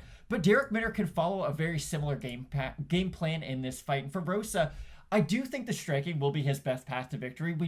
He does have that really nice karate style, and it's weird because he will get chopped up with leg kicks, but they don't seem to bother him. He does have a really good poker face, and the only way I can make it similar is him and Wonder Boy are similar, where guys will target their legs constantly. They know they've got the karate stance. They do target their legs, but neither guy ever seems to be overly affected by it. And I understand that's not the best way to go about fighting. If someone's kicking your leg, please, by all means, check it. But if it doesn't bother you, it doesn't bother you. Just a weird fact. I like Darrick Minner in this fight, and I like his pressure a lot for Charles Rosa, because for Rosa, it's odd. I like his boxing, I like his karate style. He doesn't have any great attacks that can really earn the respect of Minner on the feet, because for Rosa, it is more of that, I'm going to out-volume you game, and it's less of, I'm going to crack you with that one big shot, then I'll go for the takedown, and maybe I'll get a submission that way. So for Rosa, if he is on his bike using his movement well at the start of the fight, he might be able to pull out a decision, because we know how good his cardio is, and he can keep a solid output throughout 3 rounds. But I do think the wrestling of Darrick Minner is such an X factor that Charles Rosa is really going to struggle with. And we've seen Charles Rosa go for takedowns of his own right. I mean, again, you can't really look too much into it for Darrick Minner. 3 fights under somewhat of a UFC banner. The one on Contender Series, he got finished by Herbert Burns. The one in the UFC in his debut, he got finished by Grant Dawson. Again, he looked great against TJ Laramie, but even still, limited sample size in a prospect that didn't have a lot of experience. I know going into that fight, Laramie was 12-3, but if you went back and watched it, he was dominant in certain fights, but it was against the fighters you would want him to beat. So take everything with a grain of salt there. But if you look at Darrick Minner, good wrestling, good jiu-jitsu. Usually it ends in a submission. For Charles Rosa, he can submit people in his own right too. And again, we talked about the boxing. Negative strike differential for Charles Rosa in the UFC. Don't necessarily love that. Don't really love the strike defense of 49%. Don't really love the fact that his takedown defense is 49%. And his submission average per 15 minutes is 0.9. We have a good sample size on Charles Rosa in the UFC. Now, again, had a long layoff. He's had certain fights that, haven't been like the others. And I would say, a fight against Yair Rodriguez isn't going to be like a fight against Bryce Mitchell. So you got to take the 2 extremes for what they're worth. For Darrick Minner, you talked about it. The good wrestling, the good offensive wrestling. And for Rosa, you look at it too. I mean, he has a fight of the night against Dennis Seaver, a fight of the night against Yair Rodriguez, a fight of the night against Shane Burgos, and a performance of the night for himself against Manny Bermudez. So 4 performance bonuses for him. You got to love that chunk of change if you're Charles Rosa. He's been down in Florida for a very long time. For Darrick Minner, represents a gym that we just hear more and more and more often. He's a Glory Fitness and MMA guy, or MMA and fitness. I get the 2 mixed up. But he's been there for some time. And you talk about the level of training partner there. We said Zach Cummings. We said James Krause. But we saw somebody last weekend pick up a really big one at that gym in Mr. MC, because he has to shave his chest, Julian Marquez. So a big win for him. Darrick Minner also representing that gym. So Matt, let's have a look at the odds. You had Charles Rosa open a -145 favorite, now -189. For Darrick Minner, opened a +125. He's somewhere around a +156. If we look at the Topology votes, 816 of them, 84% Rosa, 39% by decision, 52% by submission. The small amount, the 16% that picked Darrick Minner to win, 48% by submission, 41% by decision. It seems to me like you leaned one way in your analysis. So what are you thinking here? Listen, I like Minner in this fight. Charles Rosa is going to have opportunities to win this, though, and that's why I'm not putting any money on this. Like, I would steer clear of this fight because Rosa is so good off of his back, and it's not like Minner can't get submitted. The difference is, though, when you look at who has been able to submit Derek Minner, it's Herbert Burns. It is the upper echelon grapplers in this division, so I wouldn't really worry too much about him, especially on top of Rosa. I think the opportunity might be there for Rosa if he is able to grab an arm, if he is able to maybe lock up a triangle, but unless he is able to get, and I'm going to use the term Hail Mary, but unless he is able to get a submission off his back, I just don't see it for Rosa in this one. He could win this if he is able to keep it on the feet. Maybe he can out-volume his way to a decision, but I see it more likely than not just being a Derek Minner going out there, out-wrestling Charles Rosa, maybe passing guard here or there, but just fighting sort of a conservative fight on the ground. The thing that makes it tricky for me, especially if you're focusing on the guy, and I'm hopefully, somebody's going to correct me here, but I'm 95% sure it's Peabody. He's from Peabody, outside of Boston. It's not Peabody. You had Joe Martinez saying it that way. It's Peabody. You look at the fight that Charles Rosa had with Kevin Aguilar. Very close fight again. Split decision. If you look at the amount of takedowns, Aguilar went 0 of 2. Kevin Aguilar is a good wrestler. Charles Rosa was up a weight class taking on a guy like that. So I like Rosa's striking. I'm all right with the takedown defense. I like that fight against Aguilar, up a weight class. I like him in this fight. Again, I talked about it. Negative strike differential. Maybe I don't love his striking defense, but it's not like Derek Minner is the best boxer that's out there or that this world has seen at featherweight. So I am going to side with Boston Strong in Peabody's own Charles Rosa. Mike Heck's going to have to let us know if we were right there. Friend of the show. So I'm going to go with Rosa. You're going to go with Minner. But overall, a weird fight at featherweight, and it wouldn't make it onto my card whatsoever. No. So I'm really looking forward to this one. We got a great main card. Even ahead of this still, your co-main event, Ketlin Vieira taking on Yana Kunitskaya, and in our main event, Curtis Blaydes taking on Derek Lewis. Keep it locked in with Fight Night Picks, as we always say, Matt. Let's get into it. And support for Fight Night Picks is brought to you by Manscaped. Who's the best in men's below-the-waist grooming? Big news, Manscaped just released their new cologne scent to help you feel good and smell good all over at all times. Who knew smelling this good could feel this good? Too, Matt. Manscaped is trusted by over 2 million men worldwide. Join the movement for all your below-the-waist grooming needs. Now, Matt, the people at home, on the drive home, wherever you might be, because you might be listening to the podcast version of this, you've heard me talk about Manscaped in the past. Now, I haven't had the chance to talk about Bad B.O. and their new cologne, so I will. You know, Matt, I love the Lawnmower 3.0. I've told you about shaving in the shower. It's got that nice LED light. They say to use the We Save Your Balls newspaper because you can put it down on the floor and you can wipe your trimmings in it and then throw it out. I think that's a little weird. I like it more as a prop. I haven't done it to this one in particular, Matt. That would be weird if you grabbed it. But overall, I have shaved my nuts with this exact razor. Would you like it? No, I'm good. All right, that's fair. Works great, though. It does work very well. Now, they've just come out with their new cologne. Everybody knows them for the Perfect Package 3.0 for all those below-the-waist grooming needs, but they didn't stop there. They brought in the Refined Cologne Signature Scent by Manscaped. It's got that same signature scent as the other Manscaped formulas that you're familiar with, the Crop Reviver Ball Toner. I've spritzed this stuff on. I did this morning. It's great stuff. They also have the Crop Preserver Ball Deodorant. It's like a salve. You just lather that stuff on there. You're going to have a good day with the Crop Preserver. But they just brought out the cologne. I think mine should show up in the mail this week. I think yours should as well. So we'll let you know how it goes. But it is great stuff. It's got a light, approachable, gentlemanly feel. Think of it as your wingman for the night to keep you fresh and ready for anything. You want to smell good on that Zoom call virtually? You're going to have the confidence with this Manscaped cologne. It's calming and inviting. The signature scent introduces a light citrus burst before settling into the anchoring notes of vetiver. And the woodsy masculine finish. It's a 50 milliliter spray cologne. It's even hypoallergenic, cruelty-free, dye-free, paraben-free, and 100% vegan. I wouldn't suggest eating it, but it's good to know that it's 100% vegan. There's not like some weird bits of something in there. You don't have to worry about that. But you can keep your bits nice and high and tight with the Perfect Package 3.0. It's got the Lawnmower 3.0. You've heard me talk about it. But again, I'm a shower shaver. This is great for it. They also have the Weed Whacker. You've seen me do this in every show, but you can get into that ear hair. You can even get that nice nose hair fixed up. So we're talking ball deodorant toner. You're making your testes your besties. And now you can use the new Manscaped Redefined Cologne to complete your set and smell great at any time, anywhere. It's time to feel sexy. Get 20% off and free shipping with the code FNP at manscaped.com. Your balls and body will thank you. Again, 20% off and free shipping. It's a promo code FNP at manscaped.com. It's a great deal. They're great products. We wouldn't be behind them if we didn't think so. Exactly. And we're going to be bringing you more content provided by Manscaped as the show rolls along the next couple of months. And it's awesome to have the company behind us, and it's awesome that you help support them and support us as well. So, FNP, manscaped.com, 20% off and free shipping. Using that promo code. Look good, smell good, feel good with Manscaped. Really interesting fight. We have top 10 ranked women's bantamweights. Ketlin Fenomeno Vieira taking on Yana Kunitskaya. And listen, you know the tape and the story on Yana Kunitskaya. She had an interesting fight in her UFC debut against Chris Cyborg. She lost the fight, but she gave a good account of herself. I mean, she almost got a takedown in that fight. She got finished in the second minute. Yeah, she did get finished, but it was different. And so after that, she had some good fights. She had a couple of good wins. Lena Landsberg, the elbow queen. She beat Marion Renault. Somewhat controversially, her eye was ballooned right up in that one. Loses to Aspinall, gets finished there, and then beats Yulia Stolyarenko in a fight where it was supposed to be Ketlin Vieira. And you ended up with Stolyarenko that a lot of people recognize from The Ultimate Fighter.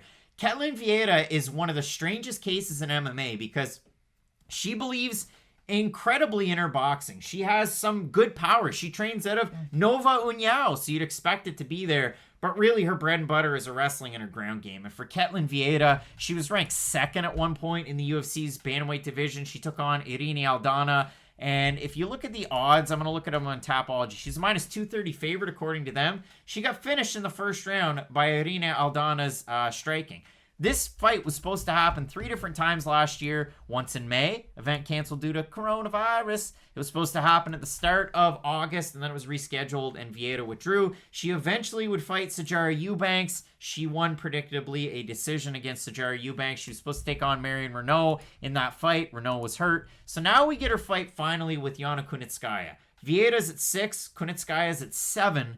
Stylistically, clash of styles, I would say. And for Yana Kunitskaya, she's taken on grapplers in the past, and she's lost to some good grapplers.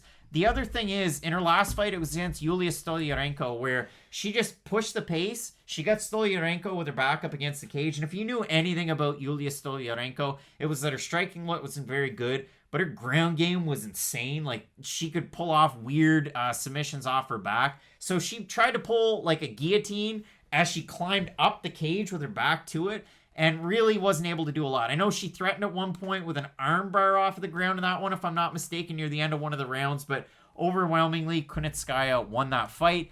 And if you look at this one again, Kunitskaya, better striker.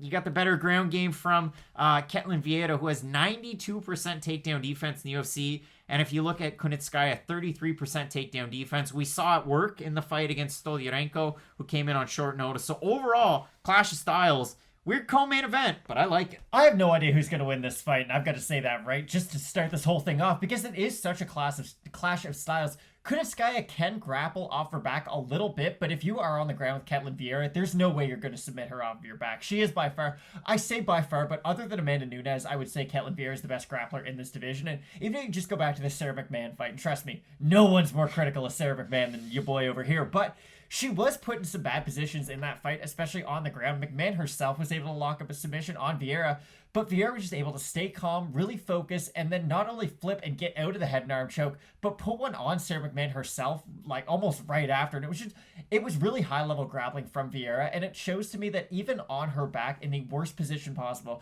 Vieira can work her way and build to a great position herself. And for Kunitskaya, she has decent wrestling. A lot of her takedowns do come more from those head and arm throws that we see a lot more in women's MMA than we do in men's. But going for any of those arm throws, and here's the thing too, I don't predict Kunitskaya will go for a single takedown in this fight. It's just, if she does, her takedowns are the worst kind to go for against someone like Vieira, who is so good at taking the back. And if you are going for any of those head and arm throws, you're kind of just giving your opponent the back, especially if they are a very high level black belt like Vieira is. But for me, you look at the Vieira fight, especially against Irene Aldana, and Aldana is like Grasso. I'm not the first person to say that, because everyone mentions those two together. But that fight was a great case of Aldana is a good striker who is just very technical. She doesn't have murderous power by any means. Where then you have Vieira, who has confidence in her boxing, but I wouldn't say she's a great boxer by any means. So wild. Exactly. So you have Vieira throwing a wild shot, and Aldana just kind of waiting and catching her with a really nice left hook herself. I don't know. Vieira herself is elite, but she's never beaten an elite fighter, and that's what really worries me. And I can really throw both of these fighters into that category. The best win Kunitskaya has is over Marion Renault, and beating Marion Renault is a very hard thing to do. Don't get me wrong, but Renault isn't really an elite fighter at this stage in her career. And you're telling me a woman that's like 44 years old? Exactly. Listen, she beat the brakes off both of us in the same day without breaking a sweat, but against Kunitskaya and really in the UFC against the upper echelon, it's just tough for Marion Renault at this stage in her career. So the fact that Kunitskaya's best wins against Renault is a little concerning. But then on the flip side, Ketlen Vieira's best win is either, Kat Zingano, which was a weird split decision that Vieira probably won every round in, but still a weird decision fight. And then she has that nice arm triangle win over Sarah McMahon. It's just, you look at the wins of both, and I do think that both are somewhat elite, but neither has that really impressionable win that puts them over the edge and says, like, hey, you deserve a title fight. Because I think Vieira, she's been flirting with that kind of top three of, oh, maybe I should fight Amanda, maybe I need that one more win. If she gets this win, just because 135 needs a new title challenger, maybe they will match her up with like a Julian Pena, then you can have the winner of that potentially fight for the title in the future. But it's just such a weird fight between two fighters that I don't have a great read on. Ketlen Vieira in her last fight against Sijara Eubanks, and I get it, but she threw no leg kicks. How crazy is that? Like, again, Sijara Eubanks is a good wrestler, but Ketlen Vieira is a judo black belt and a Brazilian jiu-jitsu black belt. So maybe you let things fly with your leg kicks and you try to slow down the wrestler, but she didn't. And she picked up a decision win there, 29-28 across the board. She was able to outstrike Eubanks at a lower percentage. She went 2 of 5 on her takedowns. Eubanks went 0 of 1. Interesting to me. I mean, Eubanks went for that takedown late in the third. And again, you talked about it, the wins. She beat Kat Zingano by split decision almost 3 years ago. She beat Sarah McMahon 3.5 years ago. Like, it's kind of crazy to think of that. She had that loss to Irene Aldana back in 2019. Took almost a full year off between that and the fight against Eubanks. And if you look at it for Yana Kunitskaya, you look at the level of competition that she took on over with Invicta and with some of the other organizations she was with. I mean, she beat Cindy Dandois and finished her with M1 Challenge, so we talk about Cindy a lot. That was 11 years ago. Well, 10 years ago. Cindy Dandois t-shirts. She beat Wu Yanan. That's a good win. She had that weird fight against Tanya Evinger where you can't stand on somebody's face, and then she lost to Tanya Evinger. She beat Raquel Canuto, and then it was the loss to Chris Cyborg that main evented UFC 222 for the UFC featherweight belt. Kind of crazy.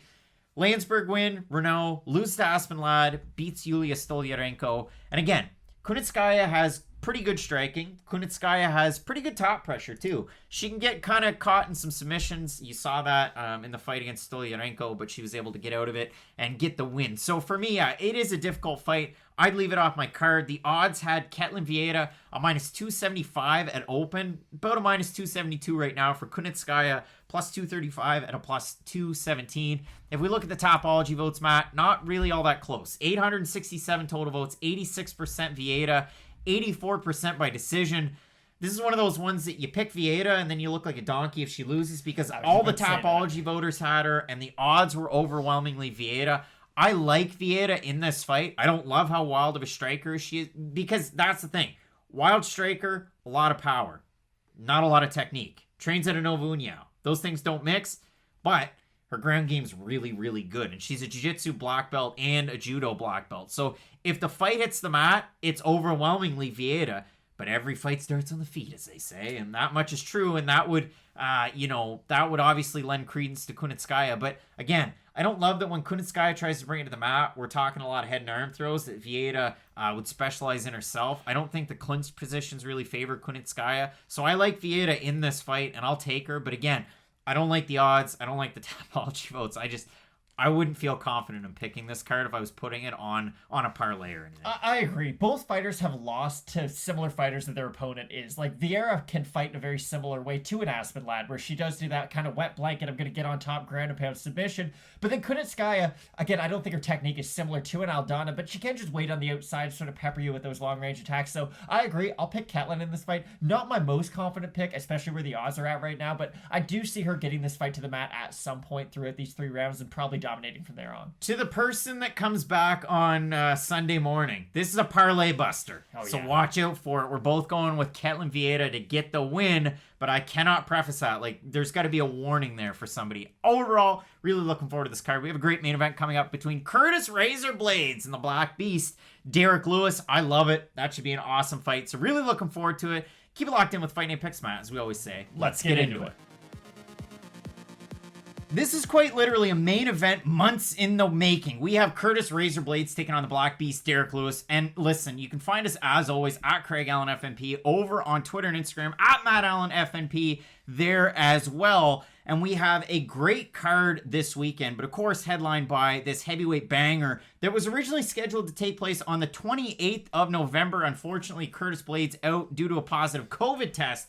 So they shuffled it around, and we get it now. And we have a couple of top 5 ranked guys here with totally contrasting styles. And you don't normally say that at heavyweight. Normally it's, we're going to swang and bang, and somebody's going to get knocked out. And in the case of Derrick Lewis, that's what we pretty much always get. And in the case of Curtis Blaydes, he either beats you or he loses to Francis Ngannou, and that's it. So he's lost twice to Francis Ngannou by finish, but every other time out there he won, except for the time that he tested positive for the weed, and he couldn't beat that test. But every other test he has. Now for Derrick Lewis, 24-7 with 1 no contest. He's taken on a very high level of competition. And the funny thing is, you look at the common opponents between these guys, they fought 6 common opponents. Volkov, Dos Santos, Abdurakhimov, Ngannou, Hunt, and Aleksei Oleinik. And while they might not have won every fight, and Curtis, I'm looking at you, they have had pretty good results against the top guys. Blaydes ranked 2nd, Lewis ranked 4th.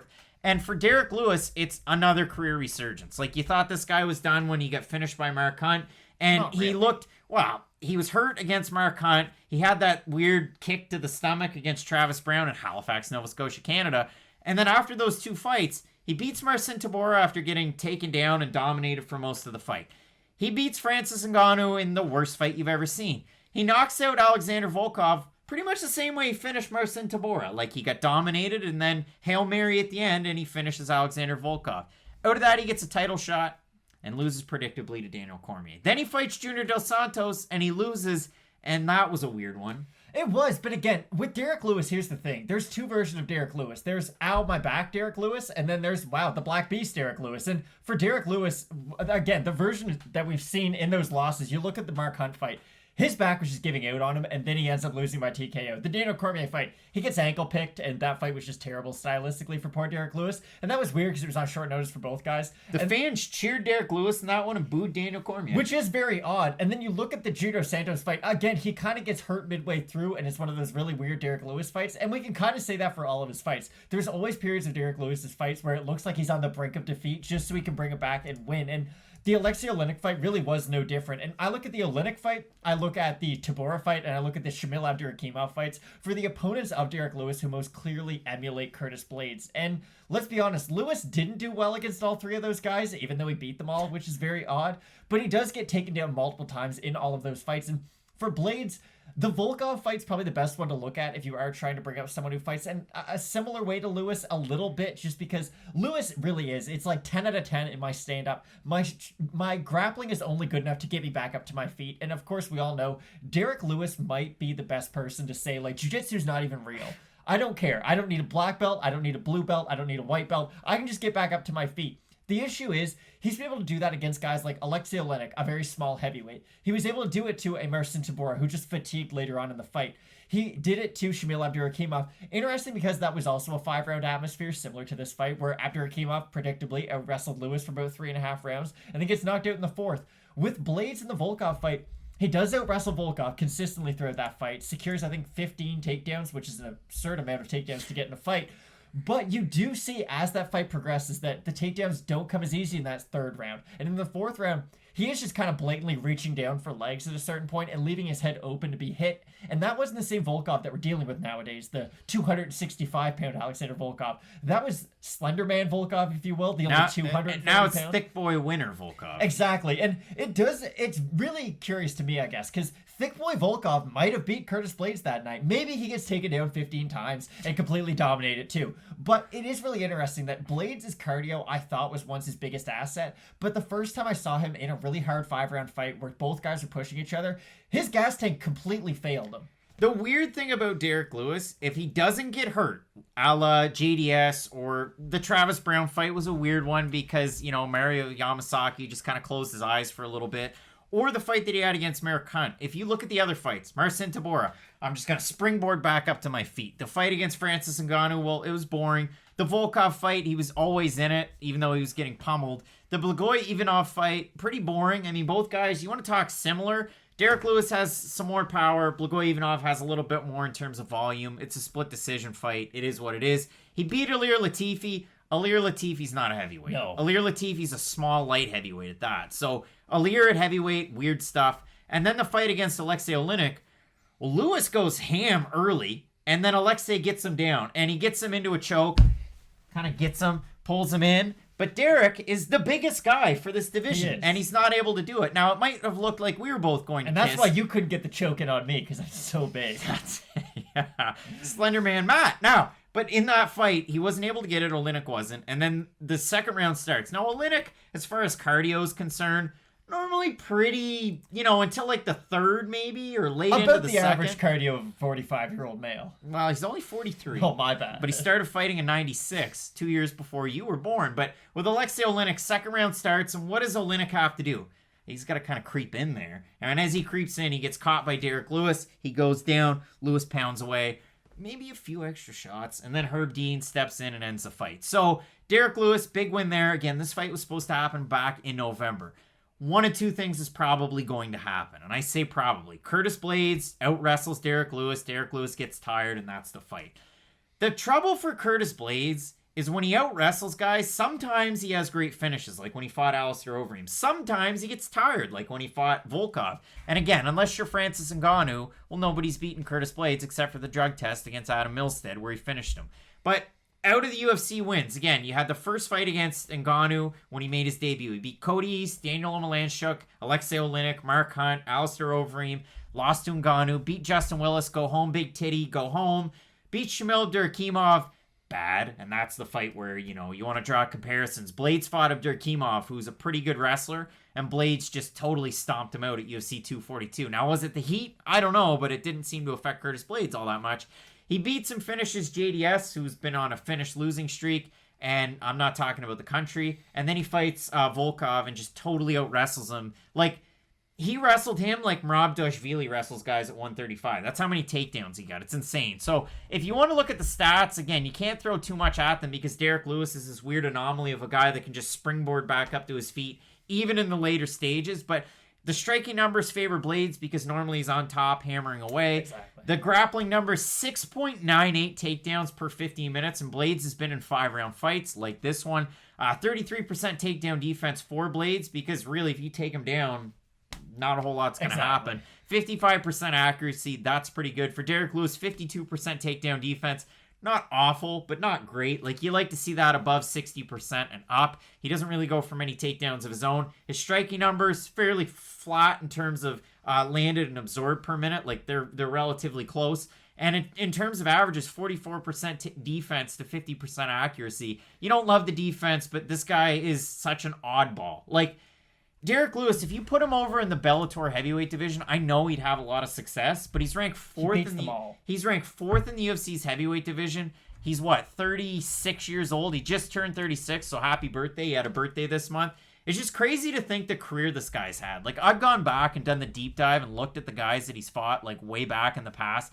Like, Jared Rocholt with Legacy. He fought Jack May, who we just saw fight with ex-MMA. He fought Tony Johnson. He fought Rakeem Cleveland in Cleveland's UFC or MMA debut, who was with the PFL at one point. Like, just such a weird career for Derrick Lewis with Bellator and all these other organizations. It's great to see. But again, when it all boils down to it, Derrick Lewis is either going to knock out Curtis Blaydes, or Blaydes is probably going to just dominate Lewis on the ground. Yeah, that's really what this fight comes down to. Now, Derrick Lewis does throw the techniques that he has to do to counter a wrestler. What do wrestlers get caught with? Flying knees and uppercuts. Those are Derrick Lewis's best techniques, and it's weird because Derrick Lewis throws a really nice double flying knee from the left side. And the head kick from Derrick Lewis, too. No, but don't throw head kicks against the wrestler, though. Exactly, consistently. So Don't do that. But the flying knee is a really good technique. The problem for Lewis is he lands on the chest a lot. And if Curtis Blaydes does duck down into it, yes, it might catch him on the chin, but you might also just be making Curtis Blaydes' job easier for him. So I'll be interested to see if Derrick Lewis focuses more on defending takedowns to fatigue Curtis Blaydes and then try to knock him out late in the fight, or does he get taken down? Does he just kind of get controlled and fatigued himself? So I'm going to say Curtis Blaydes. I'll probably say by decision, although we all know what can happen in a Derrick Lewis fight. So we threw this one out there in the YouTube community tab. Big time heavyweight contenders clash and next weekend's main event. Who's going to get the win? 72% of 1,400 total votes went with Curtis Blaydes. 28% went with Derrick Lewis. Again, that's a decent sample size over there. If we have a look at the odds, Matt, Derrick Lewis open to minus 300, Blaydes open to minus 300 favorite. He's now minus 395. If you look at Derrick Lewis open to plus 250, that line shifted a lot in the last couple days. He's now a plus 299 underdog. So again, the fans, the gamblers, everybody's pretty well going with Curtis Blaydes. But the X factor is Derrick Lewis can put anybody's lights out. And also, he has that kryptonite. He beat Francis Ngannou. Curtis Blaydes couldn't do it in the 2 times. Yeah, no, yeah. If MMA math was a thing you could get a PhD in, then maybe Derrick Lewis could win this fight. But unfortunately, again, when you have a guy whose best path to victory is maybe he can land a big shot, it is really hard to pick them. And Derrick Lewis is that fighter who, listen, if anyone can land a big shot, it is Derrick Lewis. And he makes less sense than any other MMA fighter probably on the UFC's roster. But again, the confident pick and the safe pick is Curtis Blaydes. He has the wrestling advantage. He probably does have the cardio advantage, even though we say all the jokes about the Volkov. He went for 25 takedown attempts. And Volkov, yes, he got taken down, but those aren't easy takedown attempts. You do have to work for all 25 of those. So I'm going to pick Blaydes. Lewis has that knockout X factor, but again, Blaydes by decision is a pretty easy pick. I'm going to go with Blaydes as well in this fight. But again, Derrick Lewis, he's got that stopping power. He's really kind of come out on top as an underdog in the past, too. So, you know, if you woke up the next morning and Derrick Lewis won, it wouldn't be the biggest surprise. But yeah, we're both going to go with Curtis Blaydes in this one, Matt. Overall, what a great card. I mean, we talked about a lot of great fights. Your co-main event, Vieira taking on Kunitskaya, top-ranked bantamweights, but you got some great ones throughout. Some other aging heavyweights, Aleksei Oleinik and Arlovski taking on Dawkins and Aspinall, respectively. The fights that we're looking forward to most, I mean, Drakkar, Klose, Luis Pena, Eddie Wineland, John Castaneda. You got Julian Erosa, Nate Landwehr, and I mean, another possible fight of the night, Zahabi, Rodriguez. Kicking off the card, Rafael Alves taking on Pat Sabatini. It's a great card. Oh, yeah. And you can't miss Fight Night Picks / Kicks. That one on Saturday, 2 hours before the prelims start. Maybe we have a change of heart in some of our picks. Those are the ones that we lock in and go with at the end of the week. So hopefully you can join us there. Fight Night Picks / Kicks. It's a lot of fun. Overall, really looking forward to this card, Matt. And as we always say, with Fight Night Picks, let's get into it.